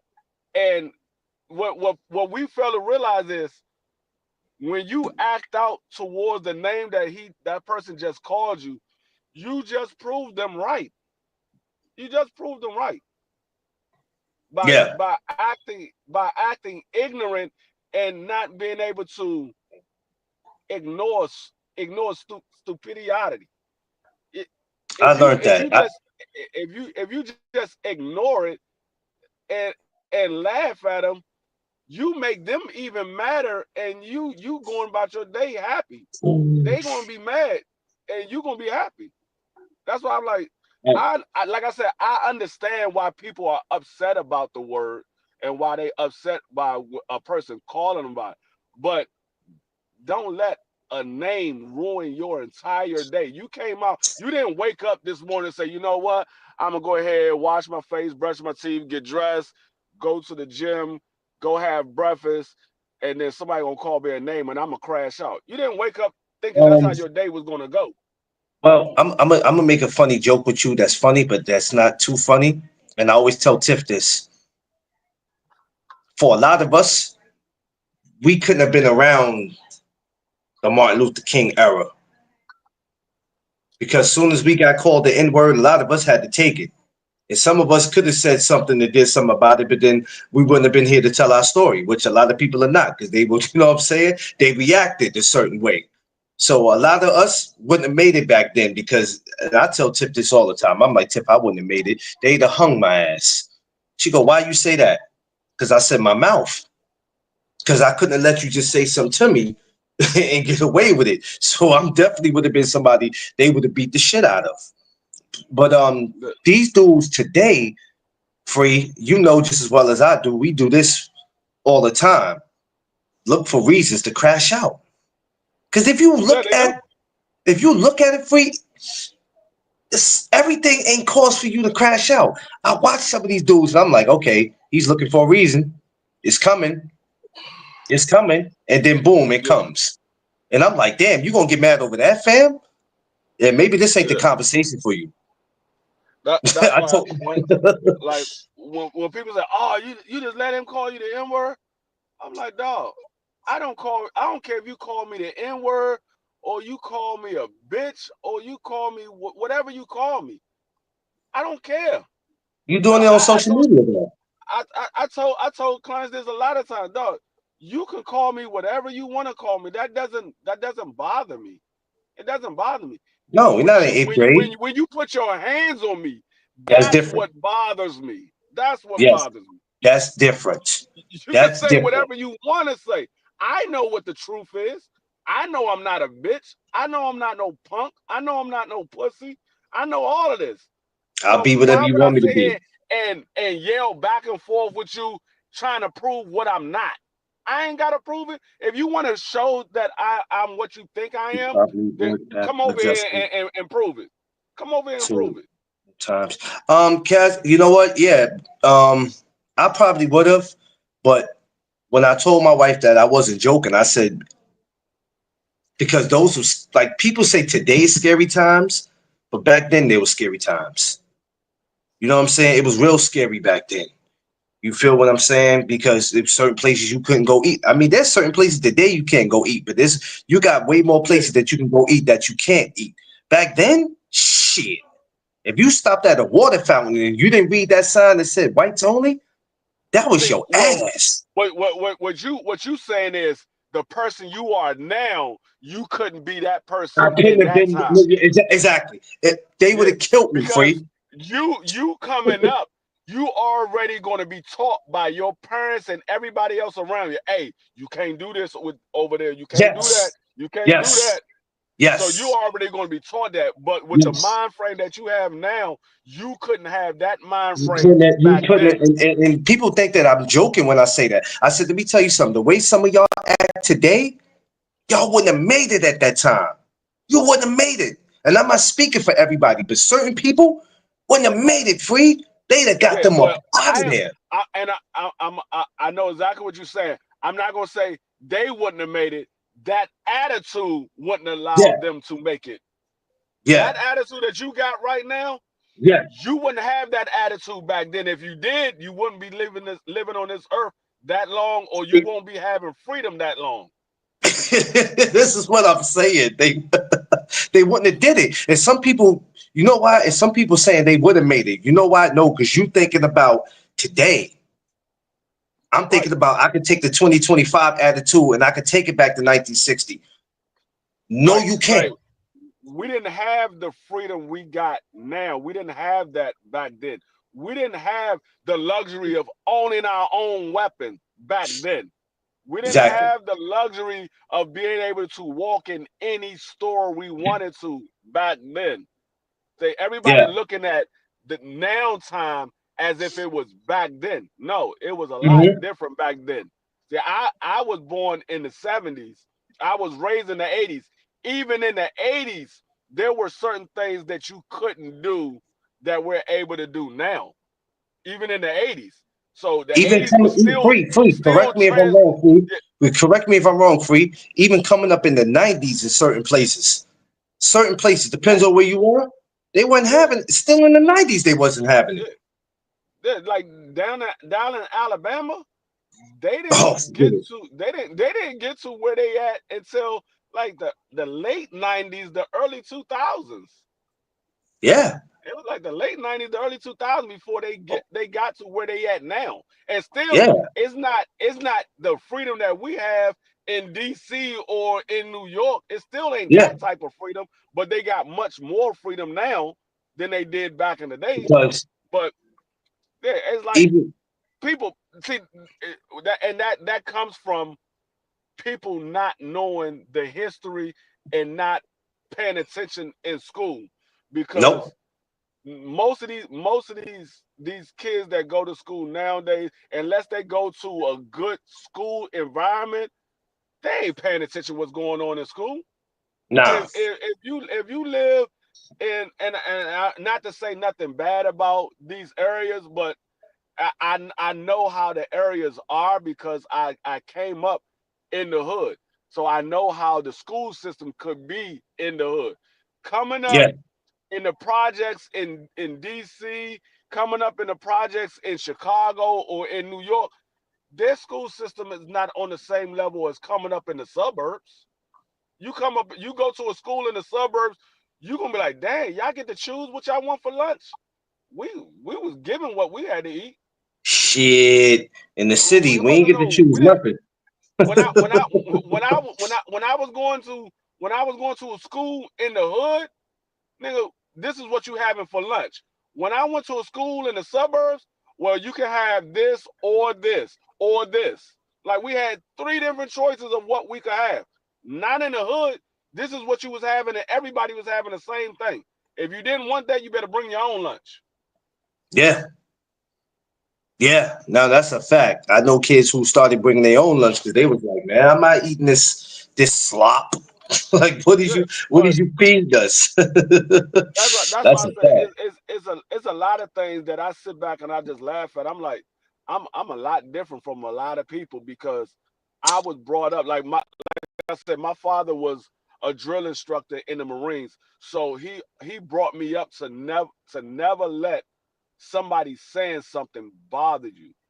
What bothers you is what physically can hurt you.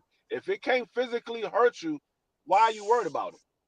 If it's I not going think to kill you or actually hurt you, why are you worried about it? Because because somebody said people something, because people feel you gonna be mad all day because somebody said something. because people look for reasons to crash out. That and it's sad to say that we have to keep using that word, but when you see the behavior of dudes, they look for reasons, man, and I see it, and I just shake my head. Like when it comes to us talking about the sport that we love, this is why I went off the other day on IG. I went off because I'm like, I am sick and tired of the behavior, you dudes. Watch it or don't watch it, but shut up. It's Yeah, like, what's the yeah. problem? Y'all look for any reason to complain. Just shut up. What is the Yeah. problem? Y'all act like this is why And I be like, y'all can't go in on the women because it ain't the women doing it. It's and you dudes, that's man. another thing. That's another thing too about about the sport of boxing. The sport of boxing. I'm just taking the boxing real quick. Yes, That's that's another thing. We have the luxuries of being able to see so many different boxing matches that we start to hate on everything that's not something that we want to see. But like I said, back in the day, when people say, "Hey, well, back in the days, it was different." Not really. Like I told BVO, I said, go back and look at some of your favorite fighter resumes from back in the days. And I ain't talking about the 2000s. I ain't talking about the Floyd Mayweathers and those guys. I'm talking about back in the Sugar Ray Leonard era, the Mike Tyson era, the Holyfield era. Go look at some of their resumes. I guarantee you, 90% of the fighters on their resume, you don't know who they are. yeah, you And the can't tell reason these being dudes is that. because they wasn't all fighting big fights every single fight. We are so brainwashed that every fight has to be a big fight. No, it doesn't. Sometimes these guys gotta just stay busy. So I understand And if they're not fighting somebody that we want them I, to fight, they gotta stay busy.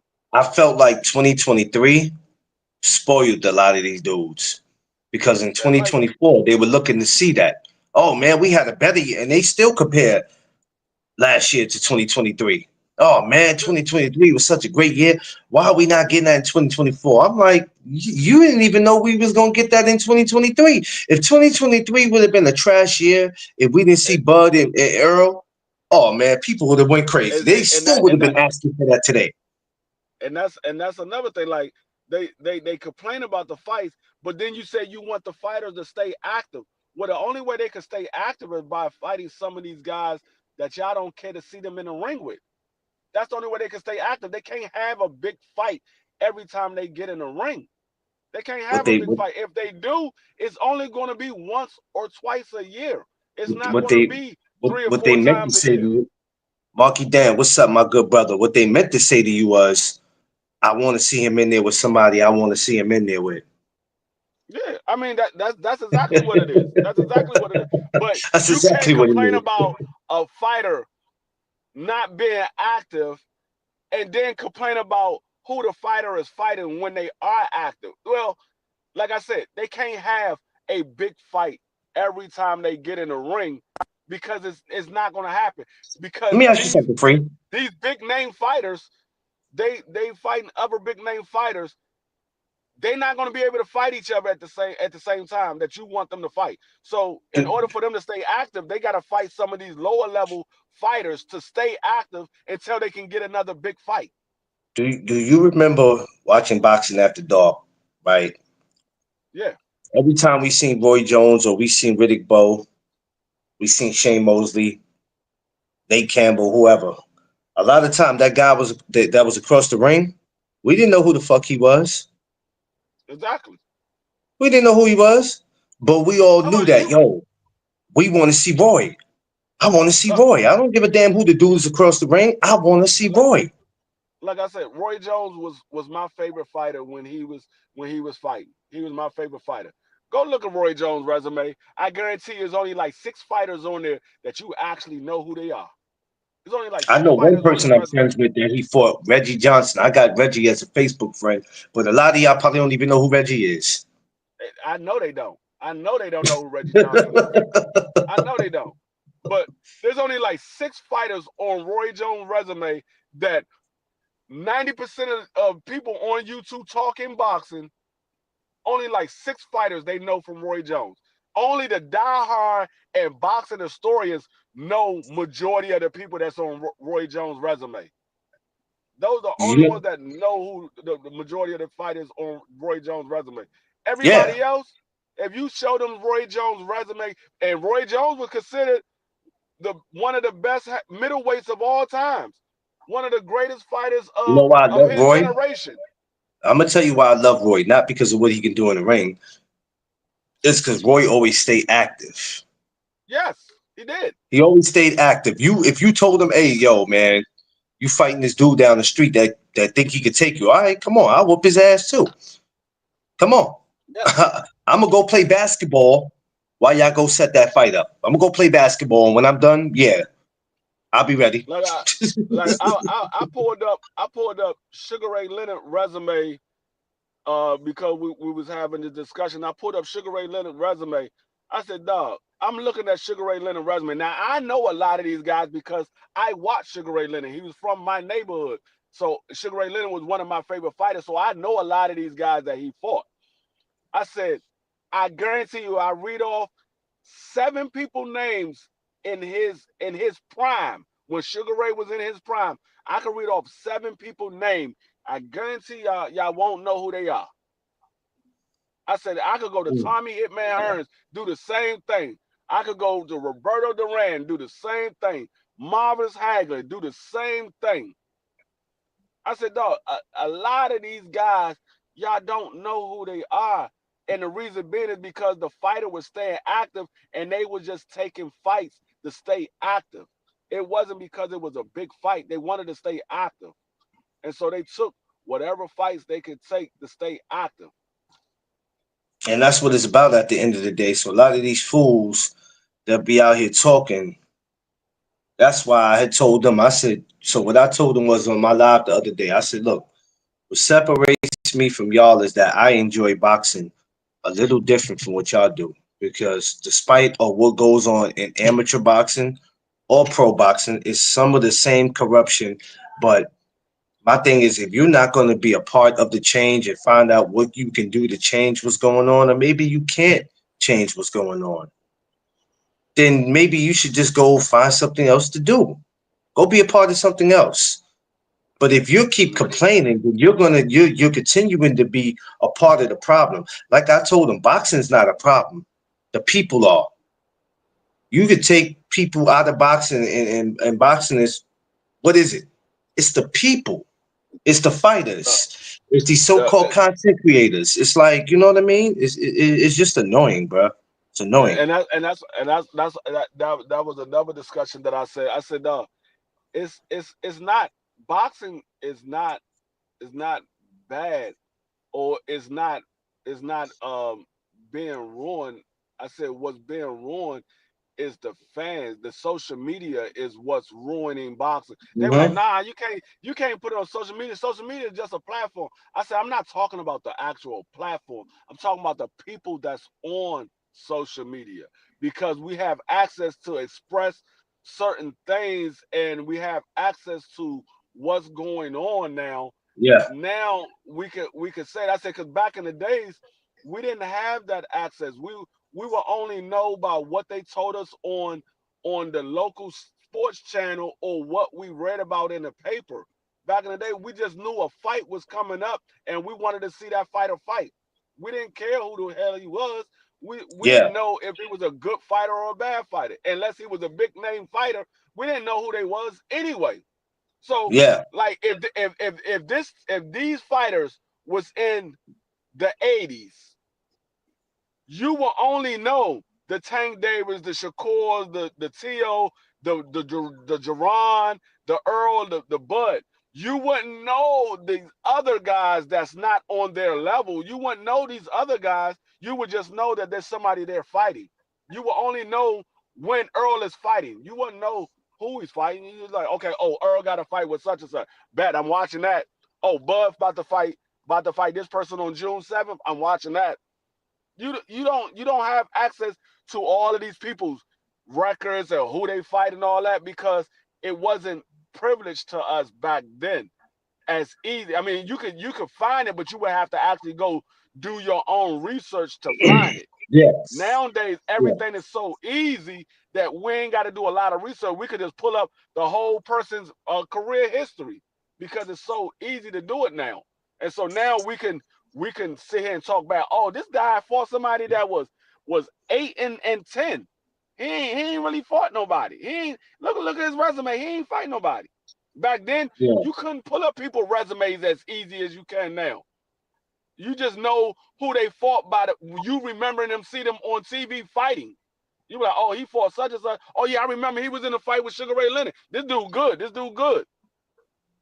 That's yeah. how you knew who the individual was, by seeing them fight on TV. These If you didn't dudes see them today fight don't on know. TV, you didn't know who they was. These dudes today don't know shit. And as much as they try to argue, this is why we gotta stop giving. I always say, because don't give them a platform. You know what I mean? Because y'all just. That's why I want to know if I was like, look, man, stop complaining, man. Nobody's forcing y'all to watch it, man. Nobody's forcing Uh, y'all, but y'all don't want to nope. miss out either. That's the crazy shit about it. Y'all want to complain, but y'all not gonna sit there and miss it because you want to be a part of the discussion. You want to find That's something what to argue about. I, that's what I said. I just sit back and listen to these people, and they say, "Oh man, back in the day, this person that this would have been like this." No, the hell it wasn't. Most of y'all say that because y'all listen to other people. Y'all wasn't back in the days. Well, I'm one of those ones that was back in the days. Yeah, It like wasn't like that. why you think It wasn't like that. why you think that we can have conversations about boxing after dark or Tuesday night fights? A lot of y'all don't know about that shit. Y'all gotta Google that. Tuesday night fights. Oh, They have fights on yeah, I'm like, Tuesdays. I was back in those days, and it wasn't like that. No, these guys wasn't like I said, the only fight that I can remember from back in the day that we got it when we won it was Sugar Ray Leonard versus Tommy Hitman Hearns. Both of those guys was in their early 20s. They was in their prime, and they was Okay. champion. They said we're gonna fight In for in undisputed. the '90s, we didn't get everything we wanted, but it was like, all right, cool. This is what we got. You know what I'm Bro, saying? you know We how would long take, it took before we got Sugar Ray Leonard and Marvelous Agger? That joint was you like know, 5 you years. You know what, Bo? I mean, Bo. See, I call you. I'm thinking of Riddick Bowe, and I'm calling you Bo. Bo must be. I may need to get Bo a ring. Um, we wasn't even supposed to got him, and we wasn't even supposed to got Bo in Holyfield. We wasn't really supposed to have got that, but due to Mike, being incarcerated, Vanda needed an opponent. Who Yeah, better? Who better? And I'm glad it did because it ended up being one of the best goddamn trilogies, maybe not of all time, but it was a great trilogy. Whenever I need to look at the trilogy between that and Gotti Award, I go back to that. I yeah. go back to I mean, yeah. And like I said, uh, we didn't get the fights that we wanted when we wanted. We eventually got some of them. We eventually got them, but we didn't get them when we wanted. I was like, they were like, no, that's why I sit back and listen. I'm like, dog, I know y'all wasn't watching boxing back in the day. Not the way y'all watching boxing now, because if you was watching boxing back in the day the way you are now, you will realize you wasn't getting those fights when you wanted them. You no. eventually got them, but you didn't Listen, get them when you wanted it. That noise didn't happen when you wanted it. What no. are you talking about? I wish Lennox Lewis and Tyson could have been earlier. I don't know what the results would have been, but I wish it would have been in the early 90s. But of course, it couldn't have been because of what was going on. We all didn't get what we wanted. They know that. Like, even if you wasn't in that era, it ain't nothing for you to go do your research. And we didn't get that. We didn't get that. You know what I'm saying? Some fights, you hear some fighters say years later that fight happened maybe 2, 3 years, maybe 5 years late. You know how thirsty we was for Pacquiao and Mayweather? That shit happened 5 years later. Come on, man. I've been wanted that shit, man. I've been wanted it. I was like, yo, when they gonna make it happen? And by the time it did happen, I'm not gonna lie, I wasn't as excited as I thought I was gonna be. Like I said, the Marvin Hagler versus Sugar Ray, that joint happened 5 years later after everybody wanted it. 5 years later, because Come on, man. Sugar Ray Leonard, the daggone Sugar Ray versus Aaron Pride never happened. The Mike Tyson, I mean the Riddick Bowe versus Lewis never Never happened. happened. Um, The Mike hold on, the Mike hold Tyson on. Mike Tyson versus David Tua never happened. Never Mike happened. Tyson versus Tommy Morrison never happened. Never happened. It's a lot of There's a fights lot that of never fights that we that so never so happened that we wanted to happen. boxing works like this. There's gonna be fights that never happen. There's fights that never will happen.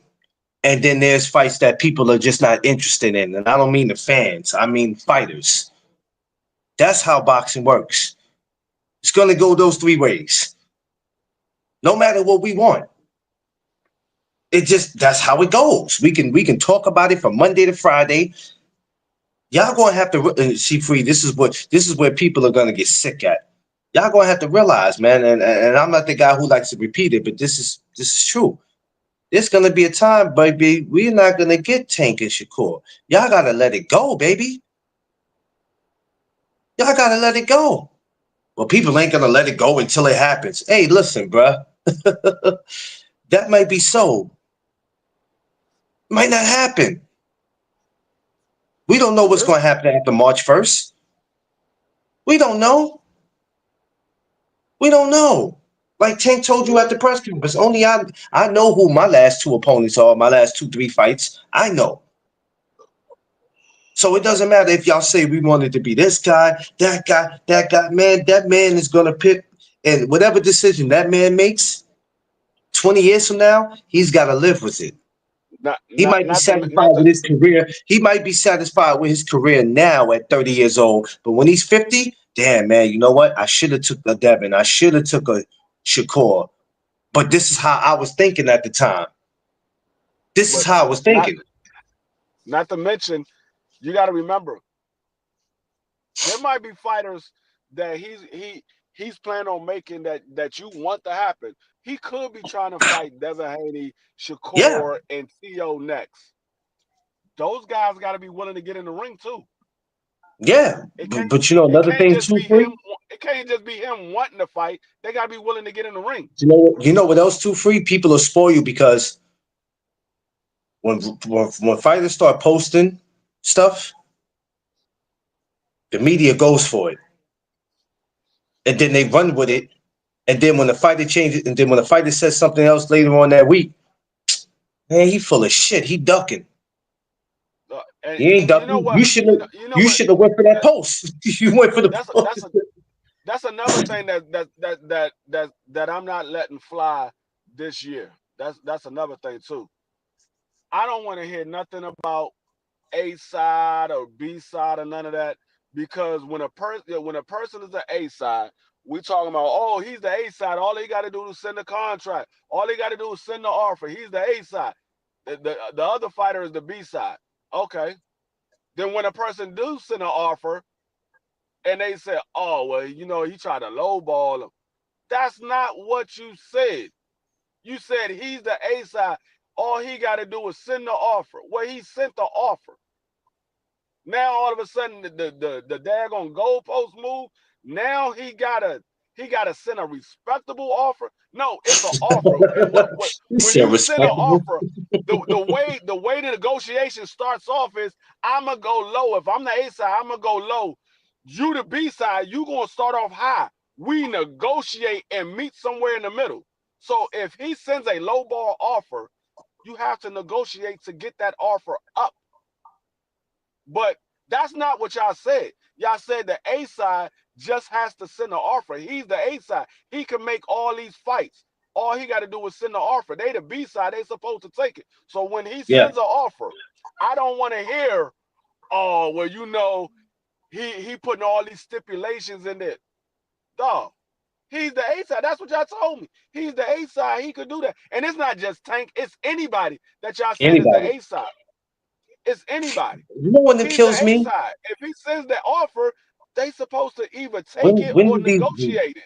but when did these dudes decide who's the A side or B side? That's the shit that killed me. Y'all can't It's even. not nobody decides who the A side and the B side is. It's the actual, and I keep telling people, it's the person that put butts in the seats. Yeah. Whoever is the biggest draw, that is who the A side is, because majority of the fans are coming to see him no matter who he fights. Majority of the fans are coming to see him. Like, there's no denying Tank Davis is the A side to all these dudes, because no matter who he fight, he's selling out. His pay-per-views are doing somewhere around Um, 300,000, I'm no not gonna matter who lie. he fights. Even though y'all don't have to like his opponent from March 1st, but I ain't gonna lie. That whole damn Barclays Center ain't about to be one empty seat in that motherfucker. I'm not gonna No lie. matter who, no matter who he fights. So that's what dictates the A side. Not, oh, because this fighter fights on pay-per-view and he doesn't fight on pay-per-view. Okay, Lomachenko never fought on pay-per-view. Devin Haney fought on pay-per-view. Or that mean Devin Haney is an A side of Loma when Loma is selling more than Devin Haney? No, does not mean that Devin Haney is the A side. It means Loma is. I don't care if this fighter fought on pay-per-view or not. He fought on pay-per-view because the daggone promotional company said, well, we don't have the money to offer you that you want, but if you want that type of money, you got to go on pay-per-view and sell the fight. That's where the pay-per-view comes from. Because a certain fighter won a certain amount of money and the promotional company doesn't have that amount of money to give them. Fight for So the bag. Let me see. they said, Yeah, this is Captain. what we're gonna do. This is what we're gonna do. We're gonna give you a guarantee of this amount. If you go out and sell this fight, you can make whatever it is that you want to make. If you Yeah, want to make $30 million, you got to go yeah. out there and sell this fight to make $30 million. That's what the pay-per-view Fortunately, come in at. yeah. It's that's the way it is, man. It is what it is. But I just want these dudes that just they stop fucking complaining, y'all. Stop. Cause it's annoying, man. Just stop. You know what I'm saying? And y'all best excuse is I want to see the best fights. Who don't? Uh, but every fight is not going to be I just a want to see. Go ahead, Phil. I know I was say I want to see the best fight, the best, but I also just want to see the best fight. Fight. I want to see the best fighters fight. I don't care if they're fighting the best or not. I know they can't fight the best all the time, but I want to see them fight. Them fighting one time a year. Okay. We get Bud Crawford fight in May, and then he don't fight no more until next May. And you wonder Nah, why he's not a household name. Nigga, you ain't on TV enough. Ain't nobody talking about you enough. That's why you're not a household name. The reason why Earl was a household name, because this new dude was fighting 3 times a year. The reason why Tank was a household name, because he was fighting 3 times a year. The reason why Canelo was a household name, because he was fighting 4 times a year. yeah, That's the reason why they became household names, because they was fighting multiple times on the biggest stage of them all. They was fighting multiple times. But yeah, when you're not fighting enough, you can't become that superstar, or you can't become a household name, because you're not being shown enough. So if you yeah, only fight one time a year, you're gonna get one time a year paycheck. However yeah, many the fans buy your fights, that's how much you're worth. If you only selling out, I mean, if you only pulling in, if it's a 15,000 seat arena and you only putting in 8,000, well, that's what your worth is. 8,000 people. Your worth is 8,000, because the other 7,000 didn't come to see you. yeah. That's a tough one, man. But it's just like you said, man. I'm at a point, like I said, I don't even be caring no more, man. I'm just going to enjoy boxing different from the way everybody else do. People are going to complain at any time I felt like something ain't worth watching, brother. I ain't got to watch it. Nobody, like I tell these dudes, stop acting like somebody putting a gun in y'all head, making y'all watch boxing, man. Y'all choose to. Y'all Yeah, choose that's to. what I And told then them. y'all be looking for reasons to argue. I'm like, some of y'all, I start to question y'all manhood. Like, y'all watch boxing just so y'all can come up on these lives to argue? Like, what are y'all doing, man? Because somebody Like I can't said, even correct you when you wrong. Somebody can't even correct you. You feel some kind of way. And going back to what you were saying about the name calling, that's when the name calling come in. Like, what are we doing? That's when y'all know y'all can't come over here with that shit. Y'all can't. Because at the end of the day, said this is agree to a disagree channel. But when we have to start going out of our way to downplay another man, to disrespect him, like, come on, man, you got to make that shit make sense, bro. Some of y'all need to.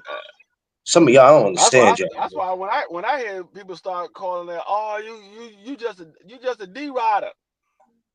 Okay. Ooh, I Jesus. understand. I know what it is now. You He said, have I know what it is no now. facts.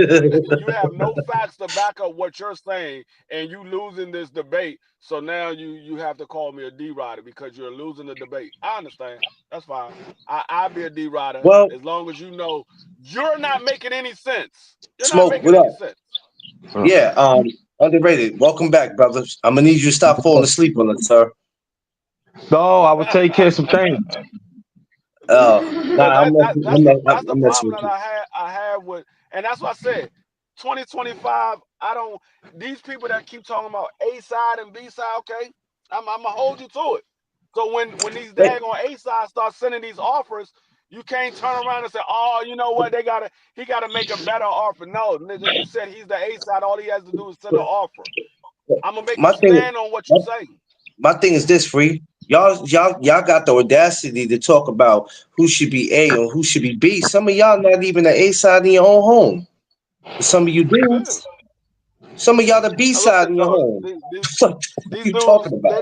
they don't know. Half these dudes don't know what they're talking about, and that's why I say I sit back and listen all the time. I be in the chats and I listen. I look at what people be putting up. I'm like, dog, y'all was not watching boxing in the '80s. Y'all sitting there talking about, oh, in the '80s we was getting all the big fights. No, the hell we wasn't. Where was you at? No, the hell we wasn't. No, like I said, go pull up have go pull up your favorite fighter resume from the '80s. I guarantee you, 90% of them people on there, you don't know who they are. Not because you didn't see the fight, because they wasn't relevant in the 80s. They was just staying busy. Those fights will stay busy fights. You know the sad thing about it, gentlemen, and I mentioned this, and I hate to keep saying it, but a lot of relationships are going to get tarnished on here because of this boxing, because people can't win certain conversations. They're not going to win because somebody's bringing the facts and the receipts, and you're just talking nonsense. A lot of relationships are going to get tarnished because of that, and it should never have to come to that. Me, you, and Underrated have been on this shit for what, 4 or 5 years of doing this. We've been on different panels together, different chats, and at one time we might get into our little, all right, well, that's not true, but we all are able to come back here and have a conversation. You know why? Because we respect each other. We respect each other, even though we damn. Go ahead, Underrated. Go ahead. Oh, Josh is stupid. No, Josh, let me explain when I said that, Josh. Some of these dudes are not even the A side in their own homes. I'm being real. Some of them are not even the A side in their own job. So how the fuck are you gonna tell somebody, a fighter, what side of the street they should be on? What should they be getting? They're not even A side in your homes. Knock it off. But I'm gonna go one thing better. I'm gonna go one thing better because I'm gonna be petty today. You should ask him. Have you finished kindergarten? I knew he was gonna come with this. Free. I knew he was gonna come with this. Right. Hey, you might get Underrated and say, hey, you need to get them nuts out your mouth. Free. This is Martin Luther King's birthday. That is not the time to say that. That's tomorrow. Underrated, you would never live that down, dog. We was sitting there having a nice little conversation. Me and Clarence was having a nice conversation. When we heard that, we just stopped everything we was doing. We was like, what? I'm not gonna lie to you, bro. That shit that you said goes down in history. It goes down in history. Like I said, you should see what they said in the chat, and that's why I said what I said. No, well, Underrated, yo, listen though. When he said that though, Free, we had this look on our face like, where the fuck did that come from? Like, right. That's why I was like, man, I don't know what the fuck Underrated is on over here. I said, what the hell did Underrated? What the hell did Underrated see that pissed him off? But I'ma say, what the fuck? Damn, I was about to say something too. Y'all go ahead. It's gonna come back to me. No, we was just talking about how dudes need to just, you know what I'm saying? That's what I was talking about. That's what I was talking about. No, BBO had asked me the other day. He said, "Who has the best resume in boxing?" I said, "The best resume in boxing." I said, in my opinion, I don't think there's nobody in boxing. I can't really speak for the 70s and the 60s because I wasn't around during that time. So I can't really speak for that. I'm going from the 80s up until now. In my opinion, there's nobody that's going to be able to touch Floyd Mayweather's resume. If you go look at Floyd Mayweather's resume, dog, he has nothing but Hall of Famer after Hall of Famer after Hall of Famer on his resume. You have to go all the way back to his early days before you start seeing people that you don't know who they are. Yeah, I agree with that, but but I would say this: if you go back to the 40s and 50s, there's a fighter, Henry Armstrong, and I know that I would urge people to go and watch and look at his resume. But back then in the 30s and the 40s, it wasn't people was not really talk about um championships that especially the champion. I'm talking people that fight that looks like us and stuff like that. But I agree, the modern right now, Merriweather, despite how people talk about Merriweather, I don't like him as a person. But if you but you look at his resume. I'm not saying people say, "Oh, yo, you on D3, yo, you agree with D3, man, you agree with Chris McLean." But I'm just saying, casual fans, just think about it now. If you talking about right now, Merriweather's resume, you can't say what you can say about No, it. You know what? you I literally got gotta to go go all on. the way back. You got to go all the way back to when Floyd only had like 10 fights before you see somebody. You be like, damn, I don't know who these But dudes are. but You got to go but to his but, like his first 10 but fights, and you be like, I don't know these guys. But then after that, you start seeing names that you recognize after name after name after name after name. You like, damn, I forgot but Floyd fought all these dudes. well, did you know the crazy though about it? The crazy thing about it, gentlemen, this is how we know people don't pay attention to what's going on. They talk so bad about not the promoting side, but far as the boxing side. Okay, Floyd fought these guys, but he fought them too late. He fought this guy, and this guy was a UFC fighter. Okay, check this out. But that same blueprint that he left, you guys are trying to follow it. You're following it, right? Some of your favorite fighters are trying to follow that blueprint, and it ain't working out for them. It ain't working out for them. So it's crazy how they talk about Floyd, but y'all trying to follow that. Your favorite fighter is trying his best to follow that blueprint, and it ain't working out for his ass. It's not. No, and like I said, it a lot of people are looking at Floyd retired undefeated, and fighters are trying to protect their own, but they not looking at what Floyd did with keeping that oath. He fought big name fighters. He fought big name fighters in protecting that oath, and some of those guys wasn't the best fighters, but they were notable fighters. It wasn't like the best fighters of the division or whatever, but they were notable fighters in the division. So Right. like like um who was it that he fought? Like Madonna. Madonna wasn't the best fighter, but he was notable. Yeah, Castillo. Castillo wasn't the best fighter, but he was but it was notable. no. So Yeah. it's a lot of guys that he fought that was notable. They wasn't the best fighters, but they were notable. Like Um.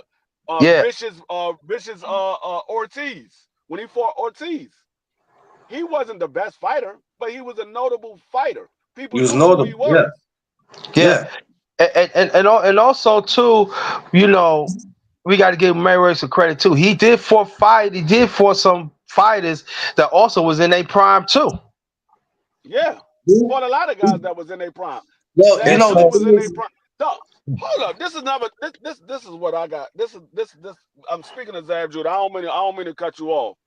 no. So But somebody tried to tell me that Zab Judah is not a better boxer than daggone Oscar De La Hoya. Hmm? A better skilled boxer than Oscar De La Hoya. I said, hold up, pause. I said, if you telling me this right now, you don't know boxing. You saying that you don't know boxing. Because Oscar De La Hoya was a hell of a fighter, but a boxer, he was not a boxer. This dude trying Huh. to tell me Oscar De La Hoya had better footwork than Zab Judah. I said, what? What I said, world he in? Oscar De La Hoya he didn't said, have "What no world he in?" footwork. What are you What talking world about? he in? Yo, I can't make. No, You can't make this Oscar De up. La Hoya didn't have no footwork. What are you talking about? He None. had absolutely none. No footwork.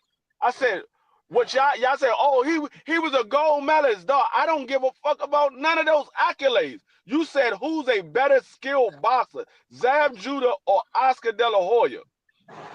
Zab Judah is a better skilled boxer. Oh, but look who Zab lost to, dog.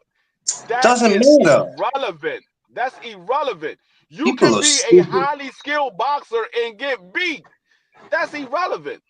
You said who's a better skilled boxer. Zab Judah is a better skilled boxer Then De La Hoya, than he is. Oscar De La Hoya. Oscar De La Hoya is a better fighter than Right. Zab Judah, but a skilled boxer, Zab Judah hands down. What But are you talking about? Yeah, but D-Free, but this is the problem that I know we talked about it, and then even that's why at times that I'm gonna do the underrated boxer talk soon. I'll let you know, and that's why I don't have these conversations because they don't define what's the difference, bro. And so Yeah. Now, for me, they fail to understand. You know what I mean? Like God damn. I mean, I know boxing, so I'm just saying, like what you just say. You know, the casual one said, "No, D-Free, you wrong about that." But I guarantee you, when I asked them this, I said, "Yeah, when I said, DJ, I would ask them this question is this though too, we, when the last decorated fighter that you ever seen within 6 years? See, They can't even it answer wasn't. It that. wasn't. It wasn't BBO that asked me that. What BBO asked me was, he asked me who was the best skilled fighter that Floyd Mayweather ever faced, and I said I had to think about it for a second. I said, you know what? It might have been Zab Judah or Shane Mosley, the best But say skilled Mosey, fighters right? that he faced. Yeah. I said it had to be. I said it was between either Zab Judah or Shane Mosley. They were like, what? I forgot who was up there, but I know Prize was up there, and it was somebody else up there, and they were like, what? You're not. Oh, it was B3. B3. He was like, you're not going to put Oscar up there? I said, dog. He said best skilled fighter. I said Oscar wasn't the best skilled fighter that Floyd Mayweather faced. He like, oh no, you can't say that, D-Free.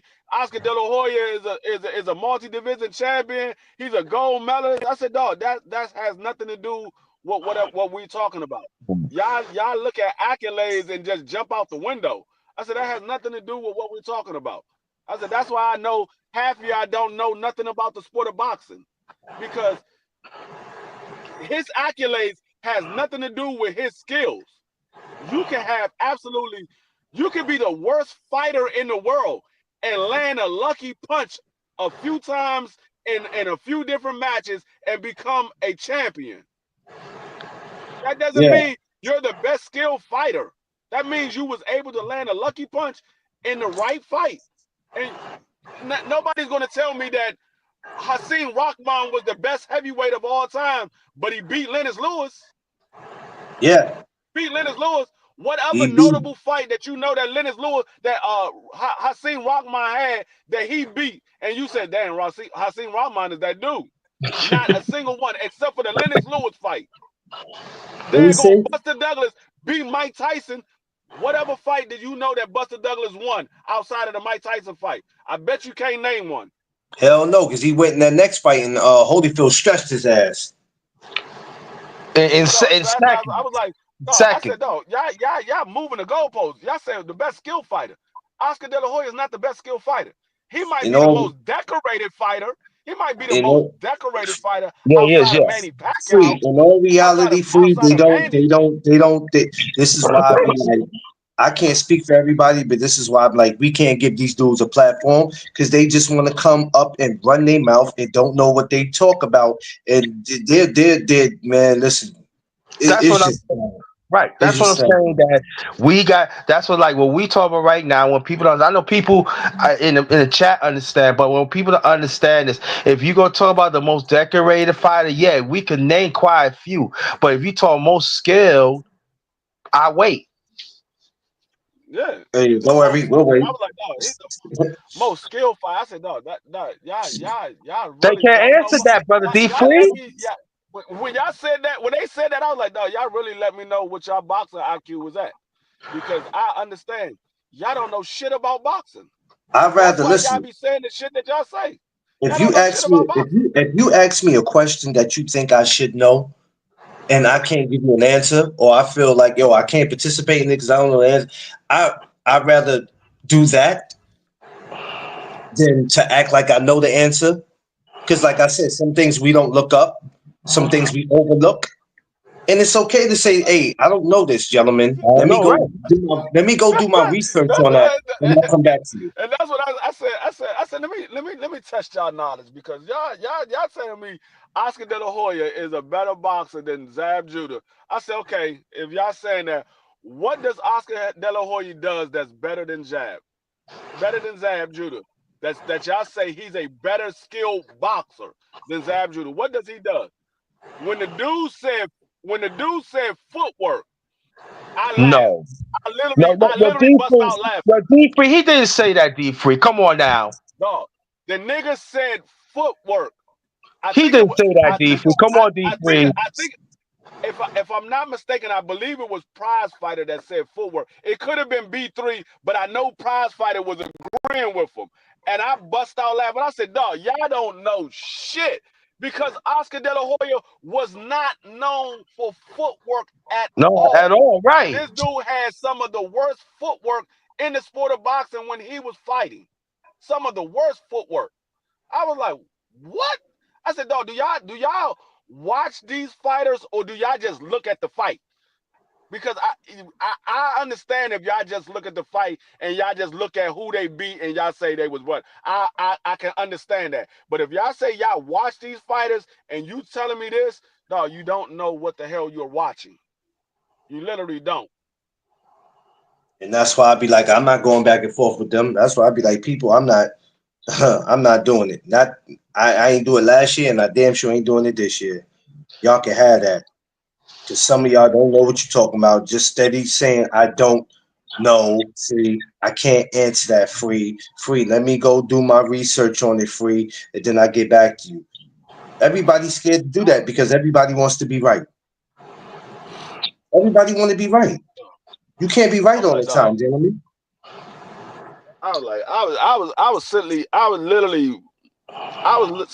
I was literally flabbergasted. I was like, dog, I know y'all did not just say Oscar De La Hoya is a better skilled boxer than Zab Judah. That's like saying Williams Zepeda is a better skilled fighter than Devin Haney. A better skilled boxer than Devin Haney. I'm like, dog, are y'all listening to what y'all saying? I say, y'all didn't watch Oscar De La Hoya. Y'all literally didn't watch Oscar De La No, Hoya. they didn't. I They was an just. Oscar De La Hoya fan, and I know Oscar De La Hoya was not no damn skilled boxer. I was an Oscar De La Hoya fan. He could box at times, but he wasn't known for that. When he was known for, he would come straight in and He was a straight head fighter. relentless. Right. Yeah, he would come straight forward and just put on the pressure. He was a pressure fighter. He was Right. a Mexican style fighter. He was a pressure fighter. Now he can box at times, but that's what he wasn't known for that. He wasn't known for that. I'm Yeah. like, dog, yeah. It They wasn't just be, until they just be later talking, on in man. his career. It wasn't until later on in his career that he actually started boxing. I think he got with was it Freddie Roach or Buddy It was Freddie McGirt? It was Roach. one of those two. Freddie Roach. Yeah, and that's when he started boxing a little bit. He started boxing a little bit, but he was a come forward fighter.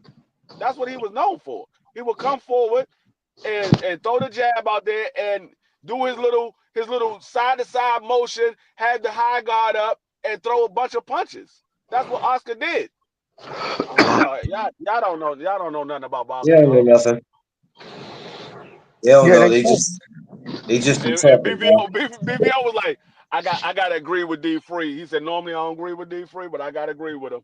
Yeah, Oscar De La Hoya was not a better boxer than Zab Judah. I was like, dog, You know, Oscar but De you La know, Hoya he was a better fighter, not a better boxer. He was a I know, better fighter. like I know that it reminds me that one of my favorite fighters is Thomas Hearns, and I know with Thomas Hearns when he went to the second phase of his career. You see, he was boxing more, and that was under the under the tools of the great one, the great trainer, and But see, this is what I'm saying that it gets to right now that for me personally, we talk about certain phase of boxing, it's a waste of time to these people. Now people say, the most decorated fighter. You got some of them thinking the most decorated fighter when they want interim champion. You want an interim champion in two weight classes. That's how they really thinking. I mean, like a decorate. I mean, what do you mean to decorate? I mean, the ones that went to Olympics and won gold and stuff, and they won consecutive championships. I consider that's decorated. Am I wrong? Yeah, No. and that's why I say it. Even a guy like Terrence Crawford, he's highly decorated. He's highly decorated, Yes. 2-time undisputed, not taking nothing away from him. But let's be honest, he only had one big fight.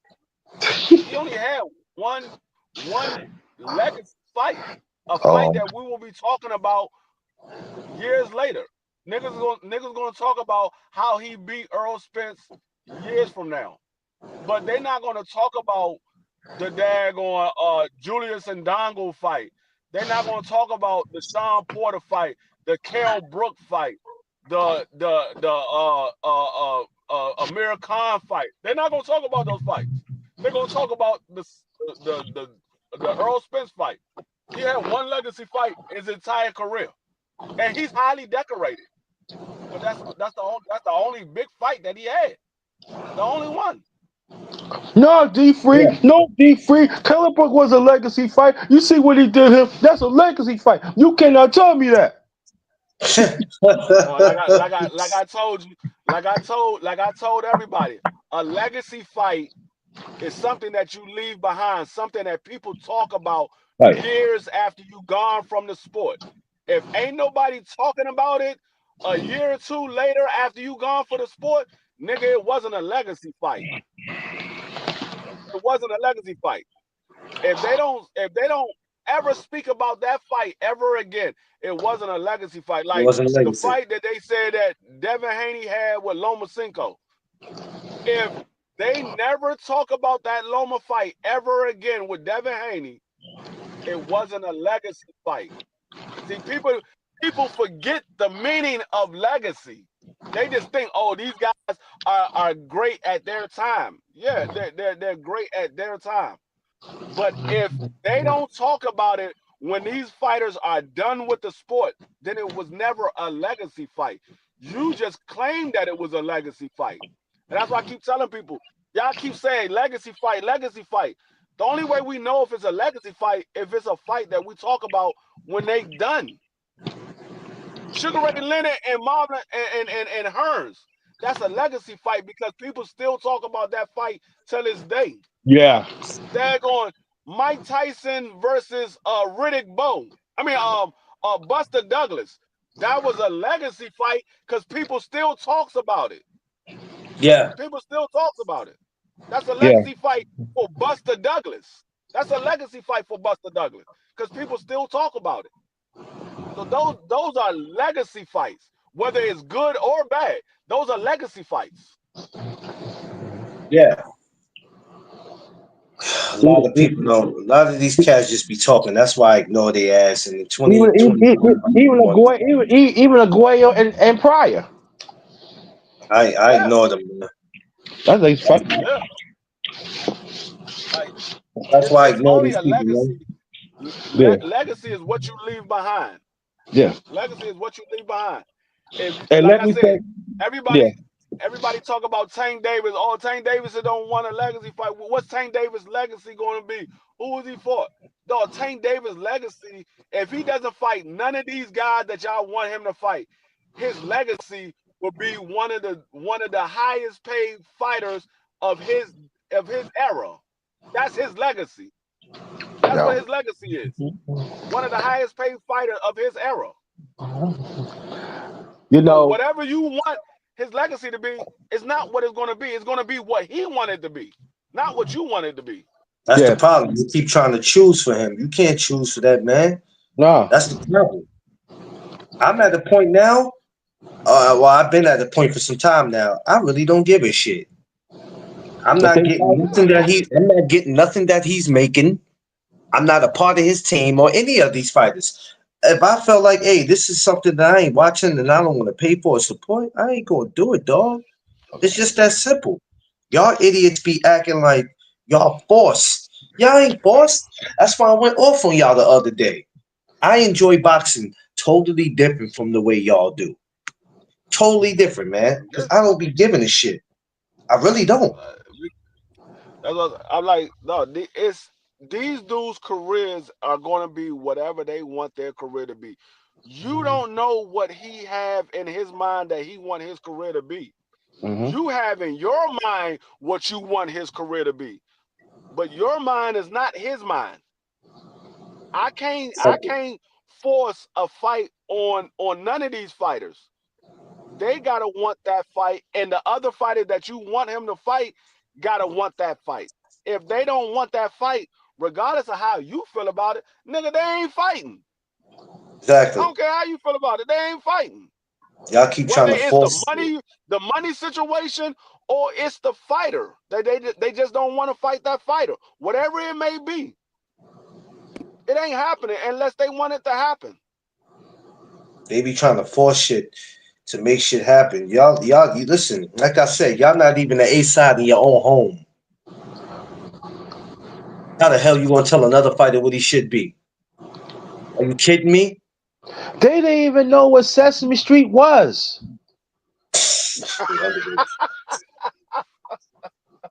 Yo, you see Some of what I these, mean? some of You these, see what I mean, some of these dudes, like, hey man, all these fighters, they keep talking about two sides of the street. All they gotta do is cross the street, nigga. Some of y'all can't cross the street.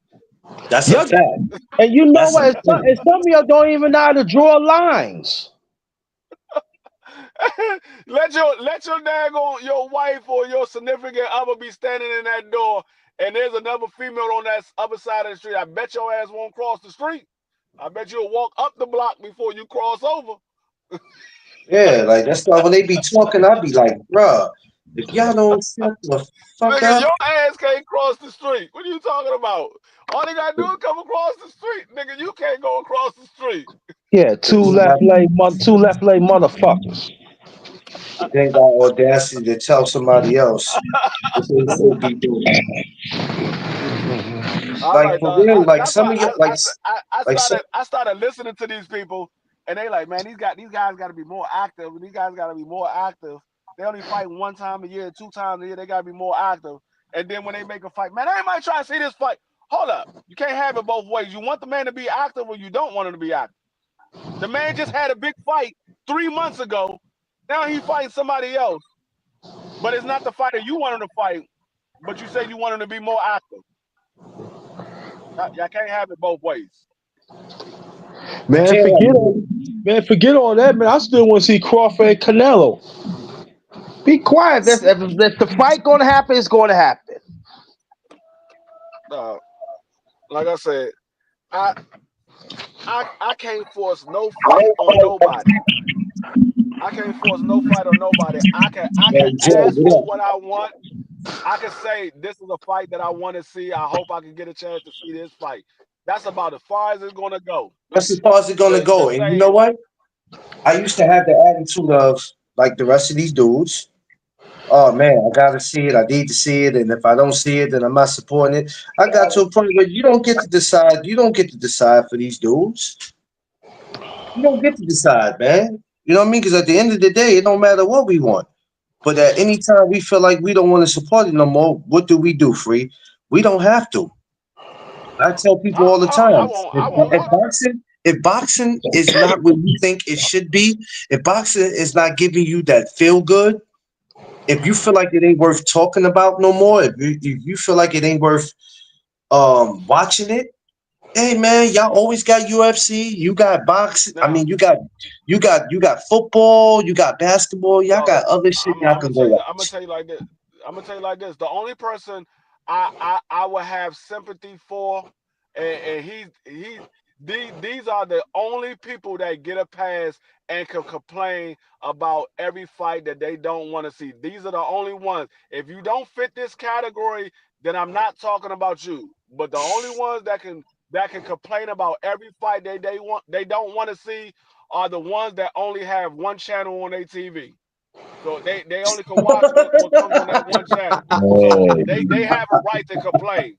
So if you don't have that situation, you can't complain about nothing, nigga, because you can change the channel. They're the only one that have a right to complain. Nigga said, They're the "Do only you one. know what channel on your TV?" They're the only ones that have a right to complain. They only got one Yo, channel. underrated. This said if you got one channel on your TV. There you go. So you trying to If you say don't have one channel, you have no right to complain because Yo, you can change the channel. damn. He said you got one channel. you trying to Those say are the only people dude, I'm gonna give a pass. When niggas No, start son. complaining about the fight, I'm like, dog, how many channels you got on your TV? If you Oh, well, you got, ain't got no reason to complain about it if then. you got, Change the channel. if you got one channel, you going through it. Yeah, you're the only one that have a right to complain about it because you only got one channel. Your joint is stuck on ESPN, so you need it to be a big fight whenever the fights You come said on because that's all you boom and got a chance boom, to watch. boom and boom, boom and boom. Right? that's all you You the only one. They the only ones that got a right to complain. Yo, If you got more than one channel, you have no right to complain, dog. You have no right because so you ain't so you nobody try, making you watch that channel. Nobody so made you you. trying to say If it's D free dog, so you trying to nobody. say so you trying to say D free if they have flyers to turn the channel, they got a right to complain, right? yo, you shut up, Hustle Ray. I'm gonna tell you right now, Y'all are stupid. absolutely nobody has a right to complain about a pay-per-view. You ain't gotta complain about a pay-per-view I'm gonna tell because you the what tag happens on is. the title is what you do to watch it. You pay to see it. If you don't want to see it, don't pay for it. That's what Hey, I the do. thing is this, like, Fights I that I paid for don't these want to pay, see, I don't pay for it. I paid for these pay-per-views. Y'all ain't the only one. Y'all act like y'all the only But you ones in know, America that's paid for something. you know, there's some other fights on that card or whatever. Okay, so you paying to watch the other fight. You ain't paying to see the main event, or you not paying to see the one fight that you don't care about. You paying to see the other fight. So what are you complaining about? You pay They to don't see even what you want to wanted to watch the see. undercard. Like, listen, turn your TV off. No, I'm not, because I paid for the fight. You said you paid for the undercard. So turn it off when Yeah, you know it's main event time. But you ain't gonna you turn it can off. turn it off. But you're not gonna turn it off because you want to be a part of the discussion when the fight is over. You know, everybody go live at 1, 2 o'clock in the morning. You want to be a part of the conversation. So you're not so why y'all dudes is a bunch of bitter baby mamas. All y'all do is like y'all bitch and complain. Like, shut up. Man, you gotta Exactly. go. You could do that too. Tay, I mean, I ain't mad at you if you do that. They ain't putting on something you want to watch. That's the reason why things get stolen because they ain't something they want to see. But Look, Yeah. my whole I'm gonna thing is, start. You know what? I'm gonna start taking these. I'm gonna start taking these men to the supermarket, and I'm gonna ask them which color, which Kotex that y'all wanna wear, man. Because you're Man, doing listen. too much. like I You're said, doing too much. That's why I stick with my amateur boxing. I told people all the time, nigga, if I pay to see Gladiator 2 and I go to the movie and I sit down in the movie theater, the title, the little picture that they show as I'm walking into the theater, it shows Gladiator 2. My Not ticket say taking Gladiator 2, and I'm sitting down and I'm expecting to see Gladiator 2. If they put on Sonic, I'm going to fuck off because I didn't pay to see Sonic. I paid to see Gladiator 2. all right. He said he put on Sonic.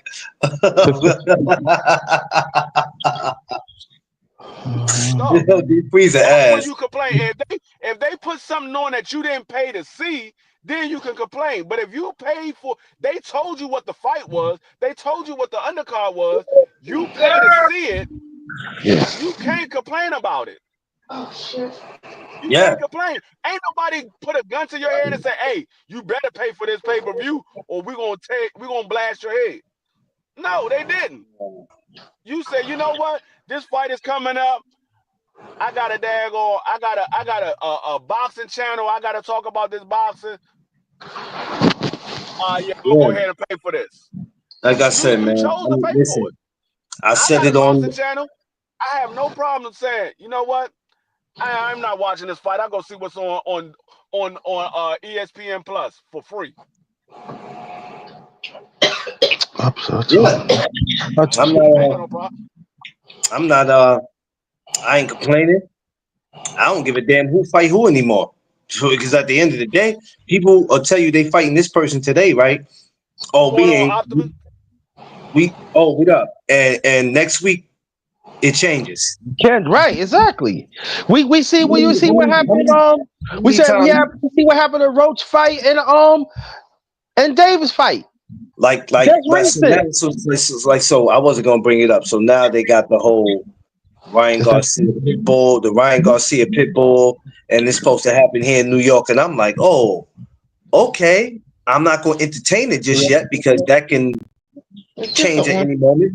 Then they got the TO versus our brother Africa, and I'm like, okay, yeah, that's cool. You make all that here in New York, it sounds interesting, but until it's actually finalized, I can't entertain it. No, like I said, I'm a watch what I want to watch. Yeah, I'm gonna watch what I want to watch. I'm not complaining about nothing. I'm not complaining. And my thing is, I don't have to come up here and complain about it. All I got to do is be like, all right. So when you ask me what I think about something, I go, I don't think nothing about it because it ain't on my mind. It ain't something I'm about to entertain. This is the thing. This shit ain't hard to figure out, y'all. Y'all make it more difficult than what it has to be. Like I said, y'all gonna carry that same behavior in 2022. Y'all gonna carry that same behavior. What people need to start doing is start doing like the casuals. The casuals only go to the fight or only pay for the fight that they want to see. If they don't want to see it, they won't go to it. They won't pay for it. You need to start doing like the casuals do. Those are just casuals though. Well, you thinking the same way they thinking. They only want to see the big fights. So you're thinking just like them. You only want to see the big fights.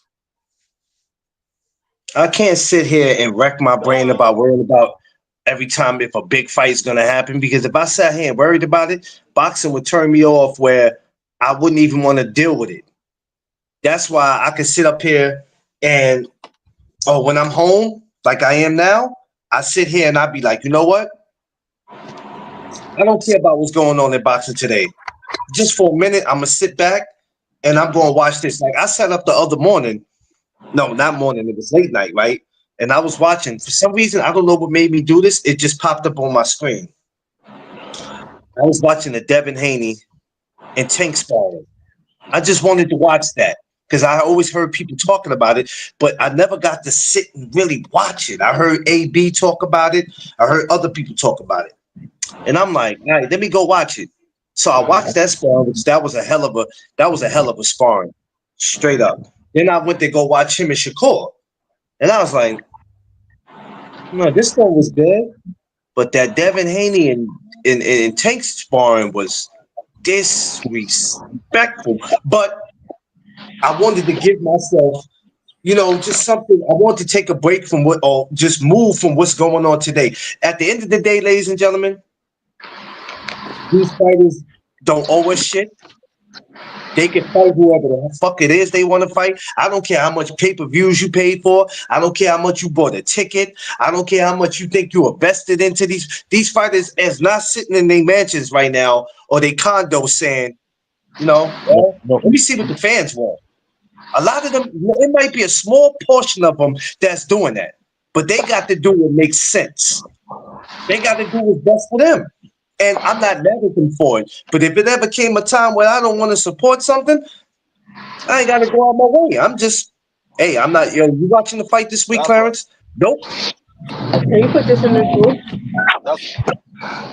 That's why I keep telling these No, we people. are Nobody want to consumers seem though, to Tay, listen but to me. we're not. We are consumers, but what you have to understand is just because we are consumers, they're not obligated to give us what we want. They really not. They got to make the best No, decision for them. no, It's up to us. It's up to you us gotta to understand. say, okay, as fans, we're paying for this and we're paying for that, and you can't give us this fight, then we don't have to support it. No, It's that no, you simple. gotta. See what people fail to realize is, yeah, we are consumers, but we are consumers to what we want. We are consumers to what we want. They are putting out the product that majority of their fans buy. Tank Davis can fight whoever the hell he want to fight. His fans are going to buy his fights. So he's pleasing his fans. As long as he's in the ring, he's pleasing his fans. We want to see the big fights, so we only watch the big fights or we only buy the big fights. That's what we are consumers of. It's just like I'm a consumer of Pepsi, and my wife is a consumer of Mountain Dew. She not gonna go get no Pepsi for herself. I'm not gonna go get no Mountain Dew for myself. I'm gonna go get Pepsi. She gonna go get Mountain Dew. But they not gonna stop making Pepsi because my wife is the only one shopping at the store. No, they putting Pepsi on the stock for when I come in the store. When I come in, I want to be able to get a cold Pepsi. They put Mountain Dew on the shelf for when she comes in the store. So when she comes in, she want a cold Mountain Dew. That's the same thing with these boxers. They putting out the product that their fans are buying. Their fans they say they want to see Tank Davis in the ring. We don't care who he fight, as long as he get in the ring. Okay, we put him in the ring with whoever he gets in the ring with. The fans gonna come out and buy it. We only gonna watch it if he fighting a name that we want to see him fight. Okay, when he fight a name that we want to see him fight, then we buy it. People got to look at it at that way. Yeah, we're consumers, but they are a business. They got to continue to make money, whether we like the product or not. They got to continue making money. That's not the reason why. If they're not in the ring, they don't get no daggone vacation pay. They don't get no daggone holiday pay. They only get paid for being in the ring, regardless of who it is. They only get paid for being in the ring. Why you think when you see a fighter out 2-3 years, you see him come back? Some of that money he had, that shit went away. That shit went away. Pockets is empty, baby. You know what I'm saying? Now I got to get back in the ring. You know what I'm saying? A lot of them be like they need a fight. What they really tell you is that after being out 3 years, I need money. I need money. You understand what I'm saying? A lot of them come back when you see them out 2-3 years. I need money.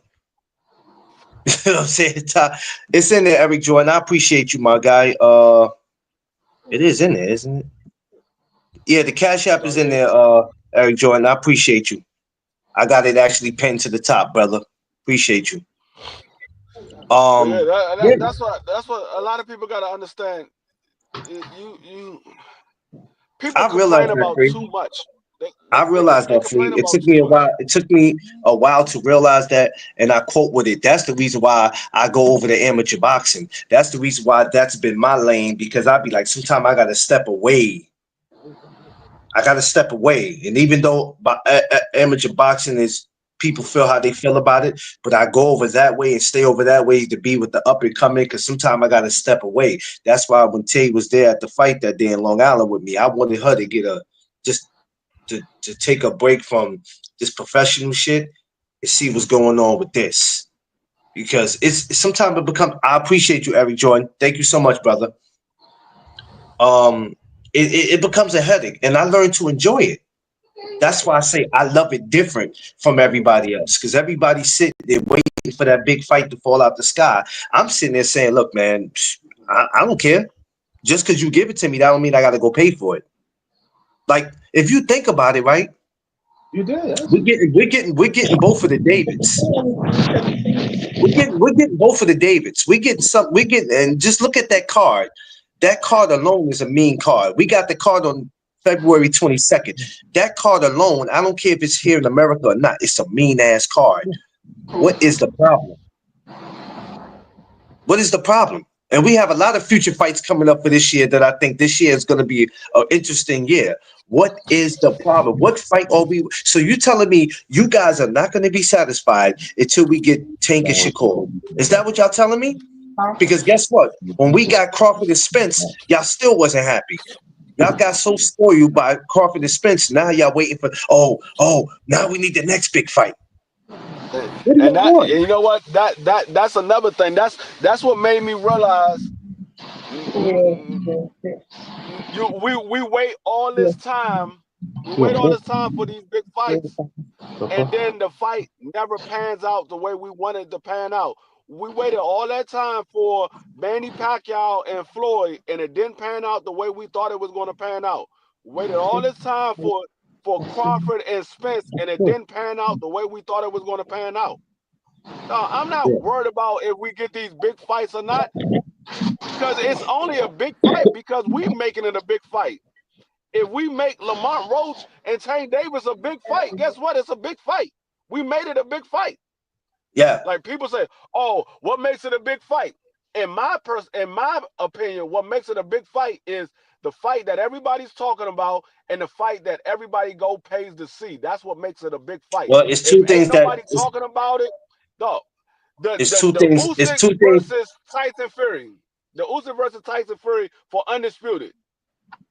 It was a big fight over in the UK, but in the US, it wasn't that big of a fight because wasn't nobody talking about that fight until like 2 days before the fight was happening.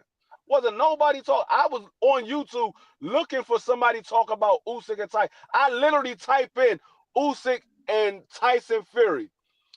You know who was talking about it? Daggone people over in the UK. People in the UK was talking about it. Was literally nobody talking about that fight until like a couple of days before the fight was happening. Nobody was talking about it. So it was undisputed on the line, but wasn't nobody talking about it. Yeah, So I wasn't how even big of a talking fight about was it. it? Yeah, I wasn't even talking about it. I'm not gonna lie. I wasn't either. But like I said, man, I don't tell nobody what they should do. Y'all go ahead and do what you want to do. I enjoy boxing totally different from y'all do. And let me be clear. When I say people not talking about it, I'm talking about actually having conversation. I ain't talking about people not mentioning the fight. People mention the fight, but I'm talking about actually having conversation and breaking the fight down.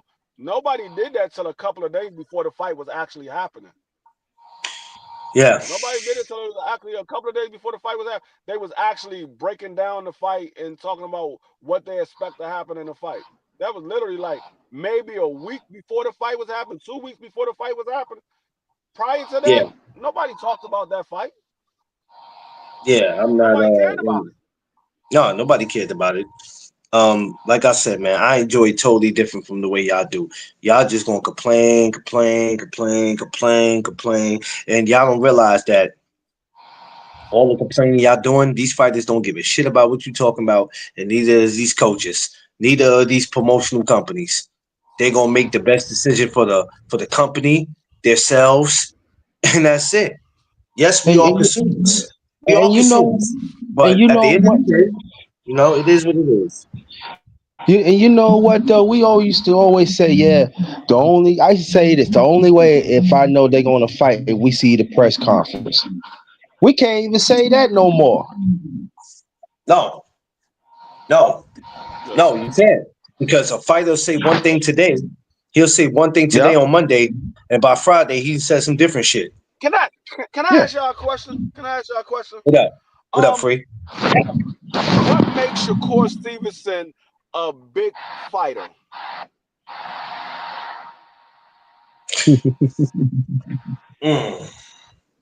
Damn, Free. I don't know. Where we going with this? Free? I mean, but I guess somebody must have called him a big fighter. That's why you asking. No. I'm asking that because I just thought about it because I was like, no, we can make all these fights a big fight. We can make all these fights a good fight. But I'm just asking. I was just thinking about some of these fighters. What makes Shakur Stevenson one of the guys that, you know what, I got to see Tank Davis in there with him? What makes Shakur Stevenson that guy? I don't know, man. I I don't think, know. I Because think people. if you really look at it, you really look at it. Just me personally, I believe it's the eye test that makes Shakur Stevenson what everybody wants to say. "Hey, I want to Tank Davis get in there with Shakur Stevenson." I believe it's the eye test because if you really look at Shakur Stevenson and look at his resume, he really hasn't really done anything. But Yeah, he's a but you he's know a what, Free? he's a he's a three division champion, but who has he really fought to say, you know what? He's that dude. He's one of them dudes. Who has he really fought? But but Um, but you know what comes to my mind right now. I'm glad that you asked. There is two separate eyes, and I want people to understand. I want y'all to understand this too. There's us that know boxing has the real eye, and we got the media and the conservative eye goes together. What I think of what Shakur is, he's three division fighter, yes. There's no doubt about it. But that we got to understand we got the conservative. I mean, we got the quote unquote fan, and we got the media. I mean, eye, and then you got the you got the other fan eye that really don't know boxing. And I feel that those are the ones um, that the people who follow. the only reason why I said I didn't know, not to say I don't know anything about Shakur, because it's like people are gonna have their opinions on him or feel how they want to feel about him, just like they do Tank, Devin, and every other fighter. For you got some guys that just wanna, in their opinion, you got people who want to see Shakur get stretched out. 'Cause that's the first thing they're gonna say, man. Tank gonna stretch his ass out, and I go, that's the only reason why you want to see the fight. Right. Because if that's the only reason why you want to see the fight, that doesn't make you much of a fan. No. It doesn't make you much of a fan. I credit Frank Martin for hanging in there the way he did with Tank until the round came when he got caught. Up until then, he was doing, to me, he was doing great. I didn't say he was going to win the fight, but he was doing pretty damn good. But a lot of these people are not fans. They got spoiled by Tank's performances, and they feel like. So say like this. Say this. Say if he went in there with Lamar Roach, and let's say Lamar Roach caught him with a good shot that might have wobbled him. What do you think people gonna say then about Tank? Oh man, I don't know, man. His chin is kind of questionable. And you like, why is his chin questionable? Because he got caught with a good shot and he wobbled against Lamar. So now his chin is questionable. These are the type of idiots we got to deal with, D-Free. These are the type of people we deal with. Yeah. But these are the same ones when Frank Martin fought Davis. These are the same idiots say, oh, he shouldn't get in the ring. He shouldn't get in the ring with Davis. See, These Like are the you same can't ones. and the reason nowadays you can't even get hit. You can't even get hit with a good shot and wobble a little bit. So it's like now it's against the law for you to get hit with a good shot and wobble. and see Now it's this his chin is questionable. the reason I asked that because I remember when everybody said they wanted to see Tank Davis versus Michelle Rivera. They were like, Michelle Rivera, that though he might give Tank Davis some go. And then Frank Martin washed him. You don't hear nobody saying they want to see Tank Davis and Michelle Rivera anymore. No. So if Shakur Stevenson goes out here and let's say he gets beat in his next fight, are we not going to want to see Tank Davis and Shakur no more? Yeah, this is what I'm trying to say. Like, what if there's a chance? Because every fighter has a punch of chance. He goes in there, he catches Tank with something, and let's say, like I said, Tank wobbles. Tank chin is a little questionable. I don't know. Shakur might have a chance. Oh, That's the stupid shit okay. that they're saying. Shakur might have a chance because Lamar Roach don't punch like Shakur, and he might have a chance. This is the shit that they say. And you be sitting there like, scratching your head like, dude, what are you talking about? That's why I just wonder certain things because it's like they have certain fighters that they want them to fight, but if that fighter take 1 or 2 losses, you don't want to see them fight no more now because he had 1 or 2 losses, or you just Yo, want them to fight because they both undefeated. So when when Abdullah Mason got, you know, clipped, whatever, or whatever y'all want to call it, and I heard a lot of dudes go, uh-oh. And I go, he got caught with a good shot. So now his chin is questionable. I said, didn't that young man get right up? Did he not get that's what up? BVO was trying to say. BVO was trying to say. I was like, Good dog. morning. I said, dog. What I saw in that Good fight morning. How are you? was what I saw in that fight was I something am that I good. wanted to see. There was something that I Yeah. wanted to see from Abdullah Mason. I'd rather see him get tested early and face adversity and find his way through it than to wait for him to get to the biggest stage of his career to finally face adversity and don't know how to get through it. What happened to him in his last fight is going to make him a much better fighter because he knows he can get hit with a good shot and get knocked down and get back up and still be able to fight through it. If he would have never got dropped before and he would have made it all the way up to fighting somebody for a championship and finally get dropped or get wobbled, he might not ever know how to make it through it because we don't know how his mind or his attitude would have progressed as he kept winning these fights on an easy basis. We don't know how he would have got. He could have got very cocky and he said, you know what? I'm just walking through all these guys. And he finally get knocked down like Big Baby Anderson.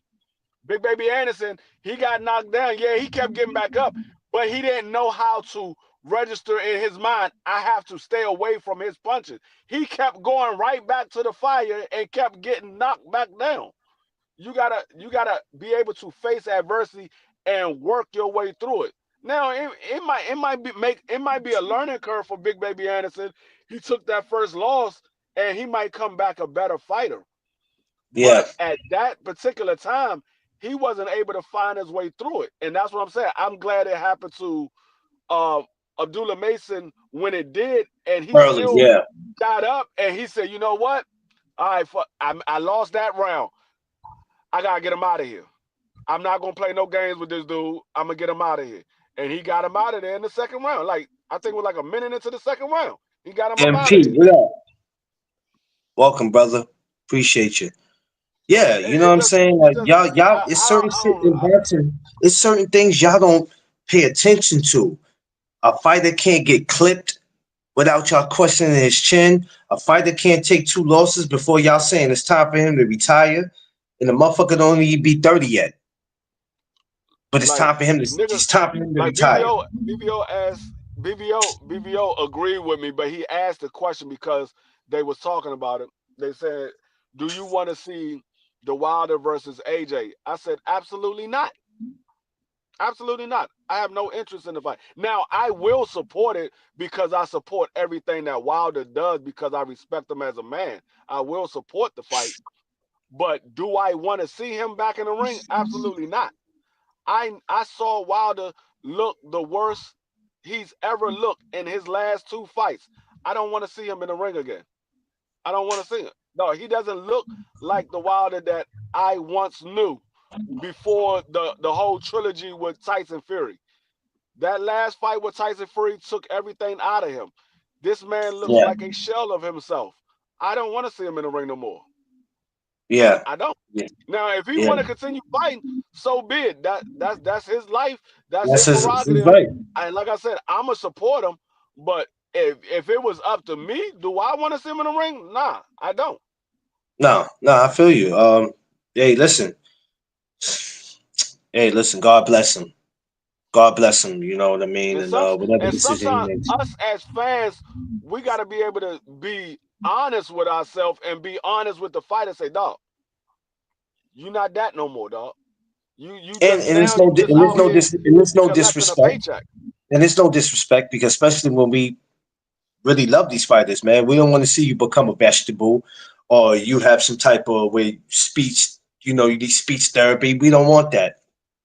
Um, Especially with somebody like Wilder who don't need the sport of boxing anymore. He has other things going on in his life where he don't need to fight. He making and good and, money and, outside and of boxing.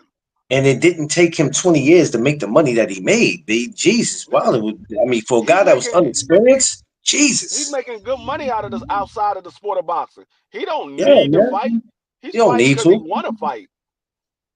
because he still That's feel what I'm like saying. he has something to prove, and he don't have to prove nothing to us because I'm And that's satisfied with the way his career went. I'm satisfied. I'm no, cool with it. and that's another thing too. And I said, what does this fight do for either one of these guys? It's not going to put them in a championship position. No, It doesn't put them in a champion. Both of these guys got multiple losses. They both been knocked out. It doesn't put them in a championship position. Nobody's looking no, to see AJ versus Usyk again. Nobody's looking to see no. Wilder. Wilder's not even in position to fight one of the champions. Him beating AJ You know ain't gonna what? put him in position to fight I one of the wanted to champions. see. I wanted to see Wilder in the place that Andy Luis was in after Jamel Miller failed his drug test. At that time, I wanted to see it in 2019. But now, nah, brother. I ain't. It's 2025. Like you said, they both just got cooked. AJ just got cooked. You know what I'm saying? So, but listen, whatever they decide to do is their careers. Go ahead. You know what I mean? I want to. Like, I don't want and to. that's what BBO said too. BBO said, "Man, I want to see Wilder versus Andy." I said, "What?" I said, "Man, nobody They want to see tried to. that." They tried to make that a while Don't ago. nobody want. Don't nobody. No, nobody's even talking about Andy anymore. What Andy need to do is go fight Big Baby Miller again and settle that draw. That's what he needs to do. I don't even think we're gonna see him do that. I think Andy's. I think he's done now. You don't even hear him as much as you used to. I think it's over for him too, man. It's over for him. It's over. Unless he surprises us and drops 30 pounds or some shit. Like I don't know, man. It's over for us. We can see you. Let's go against lower ups. Time to let it go. Yeah, time to let it go, man. I'm fine with the with Wilder left us. I'm fine with it. But if the Yeah. brother comes back, if the brother come back, the brother come back. It ain't nothing we can do. But I don't sweat all this shit like everybody else do. Like I said, I'm good, man. I don't Yeah. trip. Like I I said, don't trip. Man. Wilder was a overachiever. He got into the sport of boxing for one reason and one reason only. But then once he saw how good he was at it, he said, "Man, I wanna go be a champion."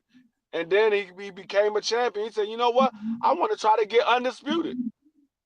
Unfortunately, he wasn't able to get the undisputed fight, but he did well further than what he set a goal to do. His goal was to make money to take care of his daughter. He surpassed that by millions, and now he's well off. He don't he Yeah, he's don't need well to off. he don't need to prove anything anymore. Yeah, it He is don't what need to it prove not one is. single thing anymore. Look at Louise. Louise said, "Okay, you know what? I got old. I'm not that dude no more." We don't hear Louise no more. Yeah, exactly. So Louise said, "It's time for me to sit down." it's time for him to sit down. And mind you, he had the daughter to take care of. You Yeah, understand what I'm and that saying? was So and I'm fine. Wilder helped him be able to And he take care helped of his him daughter. twice. Twice he helped Yep. him. So I'm fine with these dudes sitting down and seeing the new class come in. I'm fine with that. But all this other stuff that y'all be complaining about, oh man, if I don't get taken to go, I'm gonna jump off the roof, man. If y'all don't shut the fuck up with all that, shut up. Sometimes a fight just passed its time, and sometimes at a certain point, a fight just passed its time because And even if they if we gave us that keep fight, free, say if they did give us that fight this year, regardless, nobody's gonna be happy, free. Because now everybody's gonna complain about that.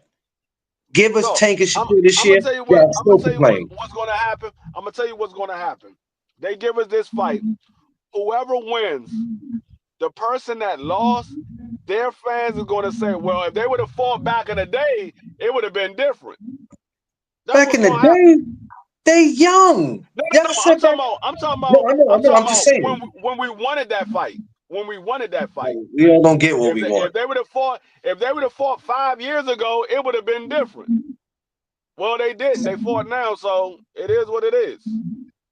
You watched it. You saw what happened.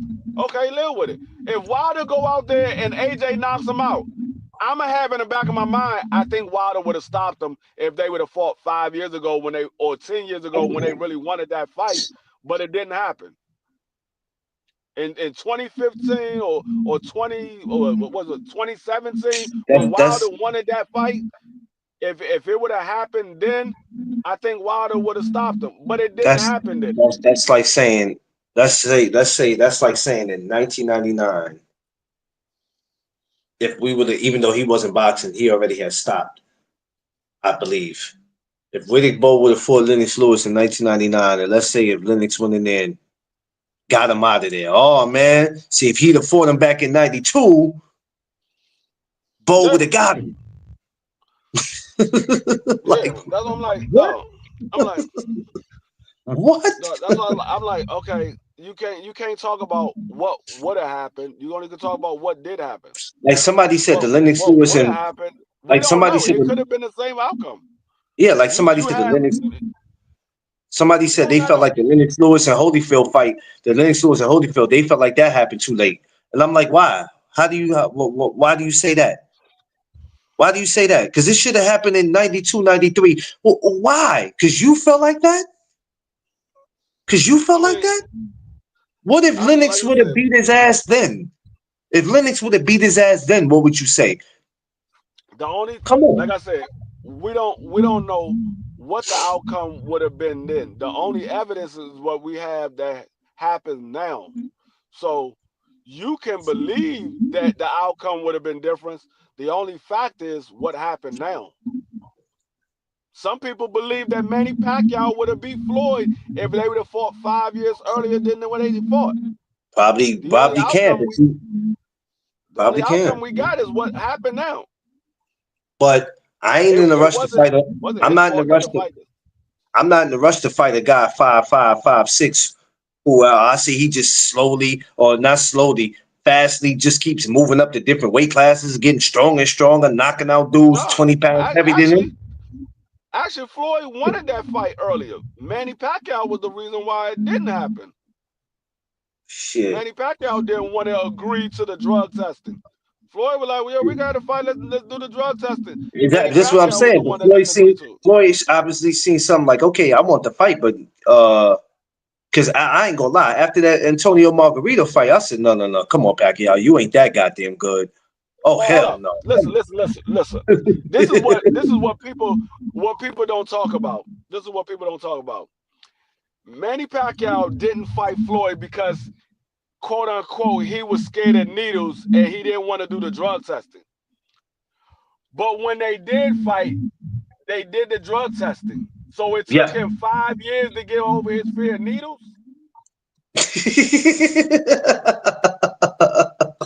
Make it make sense. It took him 5 years to get over the fear of needles. Yeah. Okay. Ain't that some shit? Ain't that some shit? 5 years. Okay. It didn't. Hey, after 5 years, I'm good, y'all. I am no longer afraid of needles. Yes. This is what I'm gonna tell you. This is what I'm gonna tell you. And I understand everybody's different. Everybody can't be. Yeah, everybody's different. And I understand that. You scared of a needle that goes in your arm for about 30 seconds. Nigga, you take punches to the face for a living. What could be worse than that? Broken nose, broken eye socket. Come on, dog. We gotta make this make sense. You take punches to the face for a living, but you scared of a needle that's in your arm for 30 seconds. These dudes, I'm telling you. Mind you, you have a tattoo on your body. I was about to say, and you got tattoos. Multiple. And that needle shit, from what I hear, I ain't never got a tattoo, but from Now talking to that joint, people, that shit that's hurts. different. That I would get a shot 100 times before if I had a choice. You can either get a shot and a tattoo pop up on your arm, or you could get a regular tattoo. That regular tattoo, and I got from my top of my shoulder down to my forearm on one arm and on my forearm. I got 2 tattoos here and on my other shoulder. Dog, that hurts much worse than Man, taking a look, shot this is what I'm trying to or say. getting blood. Dog, when you get blood drawn, they put the needle in. You don't even realize that the needle was in. I had This is blood drawn multiple times. You that's don't why I even said realize the blood is being drawn unless you look down. if people pay attention to what goes on in the sport, they'll know a lot of this shit don't make no sense. Some of the shit these fighters No, say and do, it don't make no sense. If you that's just what take I the say. time, I it don't, don't I make don't, no I sense. don't, I don't take like me personally. I'm a no tolerance for excuses. I don't tolerate excuses very easy. So you can't just tell me anything and I just go with it.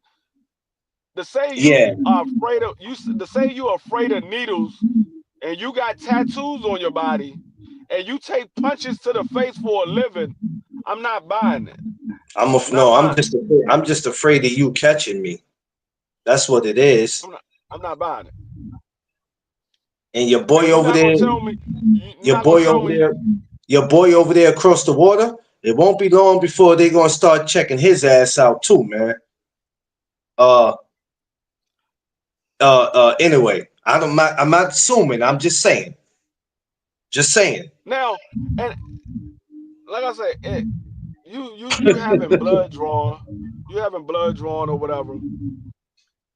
You can have somebody sitting right there holding your hand while you got the blood being drawn from you. Ain't nobody saying you got to be alone. No, I You got mean, your wife listen, right there. Have your wife hold your hand while you getting the blood drawn. you know what? She was there feeding him when his eyes was closed. You remember after that She fight they was showed that? I said, why would y'all show that? His eyes is dead shut. And she had no to that feed man. him. No, that man. That was the second time his eyes was shut and she was feeding him. The first time his eyes was shut and they was waking his ass up. Oh yeah. That man was face down with his legs crossed, eyes shut, sleep. Don't do that, Free. Now, I got a video on my YouTube when I did a short. I'm like, all right, Manny, I know Don't, you tired, dog. You got one more round left. I know you tired. You about to, I mean, don't the bell stop. about to ring. You about to go back to your corner. He Free, get hit stop. with the shot. I was like, damn, Manny, you just gonna go to sleep right there. You're not gonna wait till you get back to the locker room. You just gonna Don't fall to do sleep that. right there.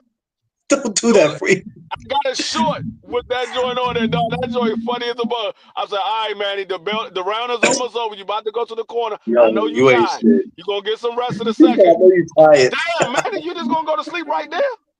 You ain't gonna wait till you get to the locker room or nothing. You just gonna go ahead and pull out a pillow right there. Oh, I got tattoos, but when it comes to giving blood, I got a problem. I had a bad experience that ruined me for sure. Yeah, I mean, we all get through that, but you know, when you a fighter though, MP, ain't no running from that shit. Look, 5 years, and, all of and, a sudden, and, now and he like gonna I said, kill. I understand because people have fears of different things Yeah, for of course. different reasons. I understand that you have a fear of getting your blood drawn. Listen, But when you in a sport that you have to take drug testing or you might be called to take drug testing, it's part of your job. You chose that sport as a career. that's like You going chose for a that job. job. That's like going for a job and saying, you know, you dirty, but I don't want to give up no urine. You don't want the job then. Yeah. Oh, I want It's the part of your job. job. I want the job. I just don't want to have to give up the urine. Well, how you expect to get the job if you don't give up the urine?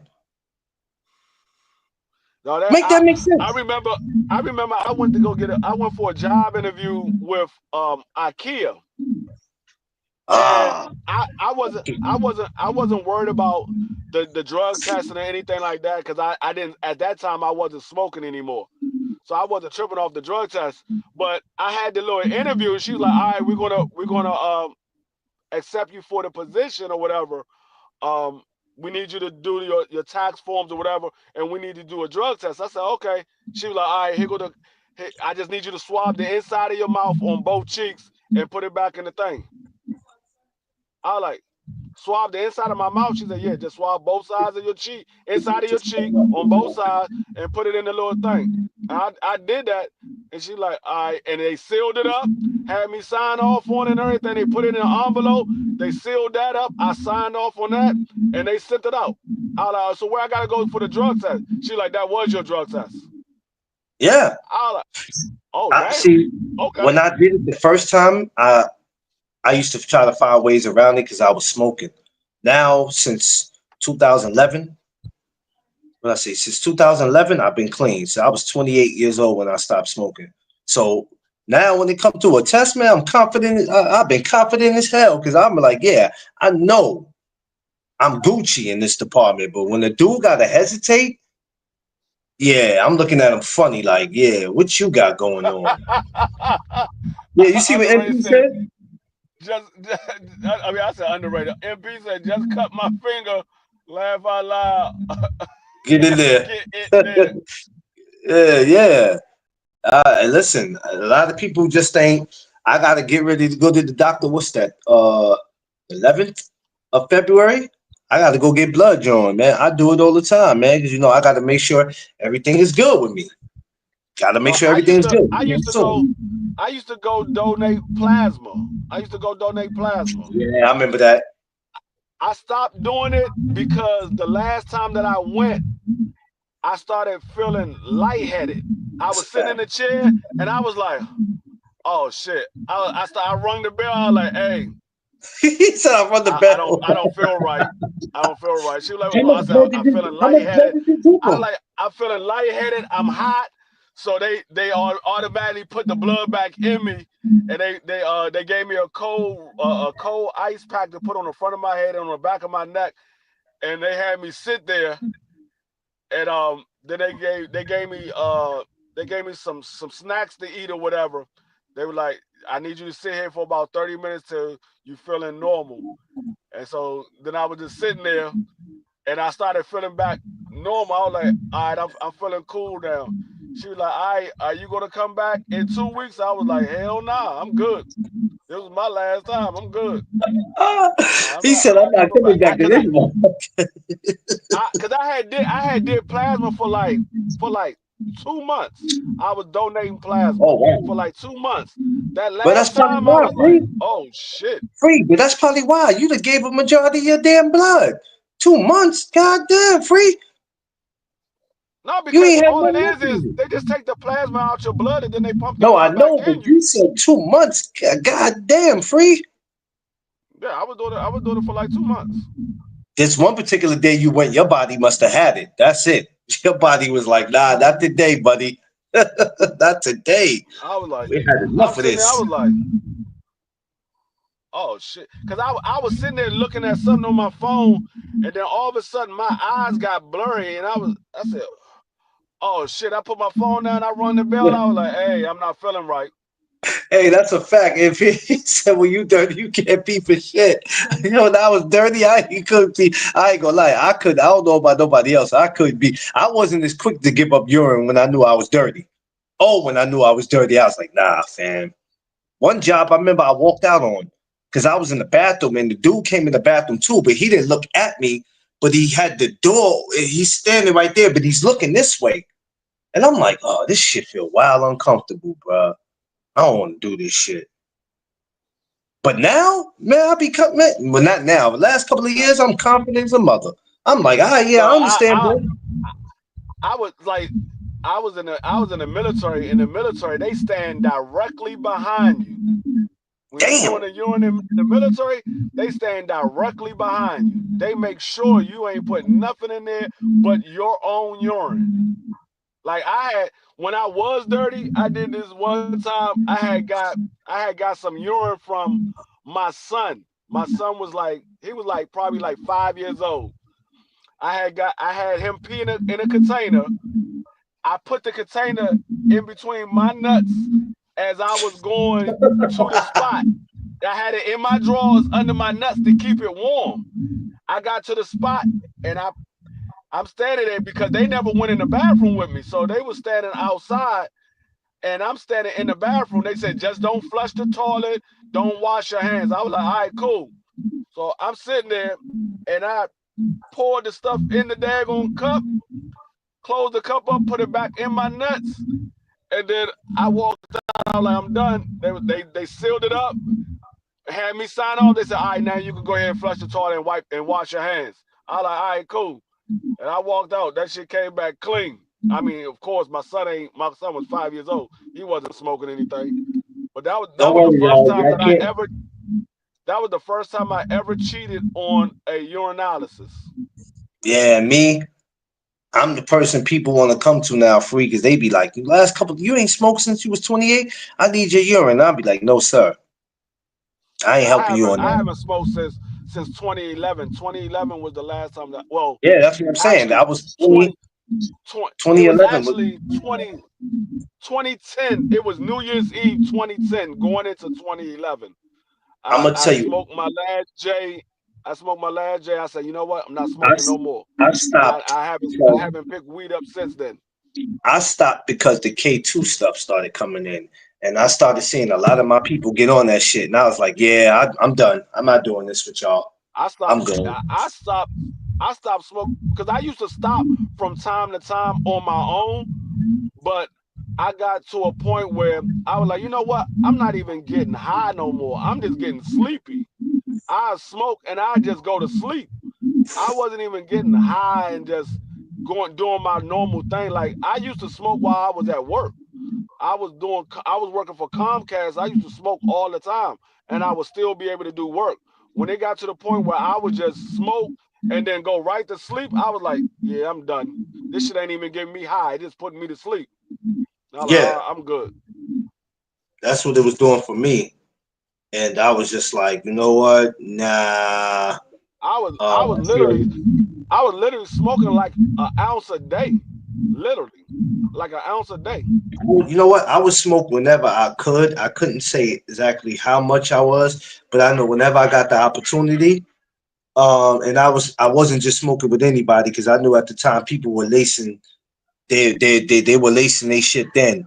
But I would smoke every chance I get, man. But I'm glad I stopped. It was the best decision that I could have ever made because when I look at it now, I'm like, it wasn't even worth it. It wasn't really worth it, especially now. I look at all the money I spent on smoking weed. I'm like, yeah, all the money I spent on cigarettes. Since I quit cigarettes, when I quit cigarettes, I was able to save a lot of money, man. Because I used to scuffle for change all the time. This is my last vapor. I'm not smoking no more vapors after this one. This is my last one. Once this one is done, I'm not smoking no more of these. I used to go crazy looking for change, man. I had to have my cigarettes, man. If I ain't have it, I was gonna lose my mind, man. It was I needed the cigarette. When I was in New York, that was the first time I ever knew about Lucy's. Because I was smoking cigarettes and I was like, damn, I ain't even got no money to get a pack of cigarettes. They're like, man, go to the corner and get some Lucy's. I'm like, what the fuck is a Lucy? They were like, single cigarette, a loose cigarette. Yeah, like, loose how cigarette. much is it? He was like, them joints like 35, 45 cents. I was like, for real? I like, bet. I like, dog, let me get about 4 Lucy's. Yeah. I like, bet. That was the first time and once I knew that, I was like, man, fuck buying a whole pack. I just go buy some Lucy's whenever I need a cigarette. That's a fact. Y'all going on tonight, Free? Yeah, we going live. We supposed to be debating Lennox Lewis versus Riddick Bowe. Oh no, they want to dig up old skeletons. Oh Jesus Christ. It's supposed to be a debate, me versus BVO, Lennox Lewis versus Riddick Bowe. I'm supposed to have Lennox Lewis. He's supposed to have Riddick Bowe. I guess the debate is still on. Well, all right. So Well, everybody I go over there tonight. Check that out. Well, give them the time y'all coming through tonight. 8 o'clock Eastern All right, Standard 8 Time. o'clock, y'all. Y'all go over there, subscribe to the channel. If you haven't done it, man, please get over there, man. This is gonna be a good one tonight. Hopefully it's still going on. I'm gonna probably come back later on today because since today's an off day and there ain't nothing to do, I'm gonna come back and try to sneak me another live and try to get these up. I'll think about what I want to talk about. I don't know necessarily what yet, but it'll come to my mind. Let me get out of here, free, because my whole All right. tablet is about to die on me, yo. But I'll catch up with you later, though. Okay. Yeah, EJ, I appreciate you, man. I'm gonna catch y'all later, man. All right. Peace. Peace.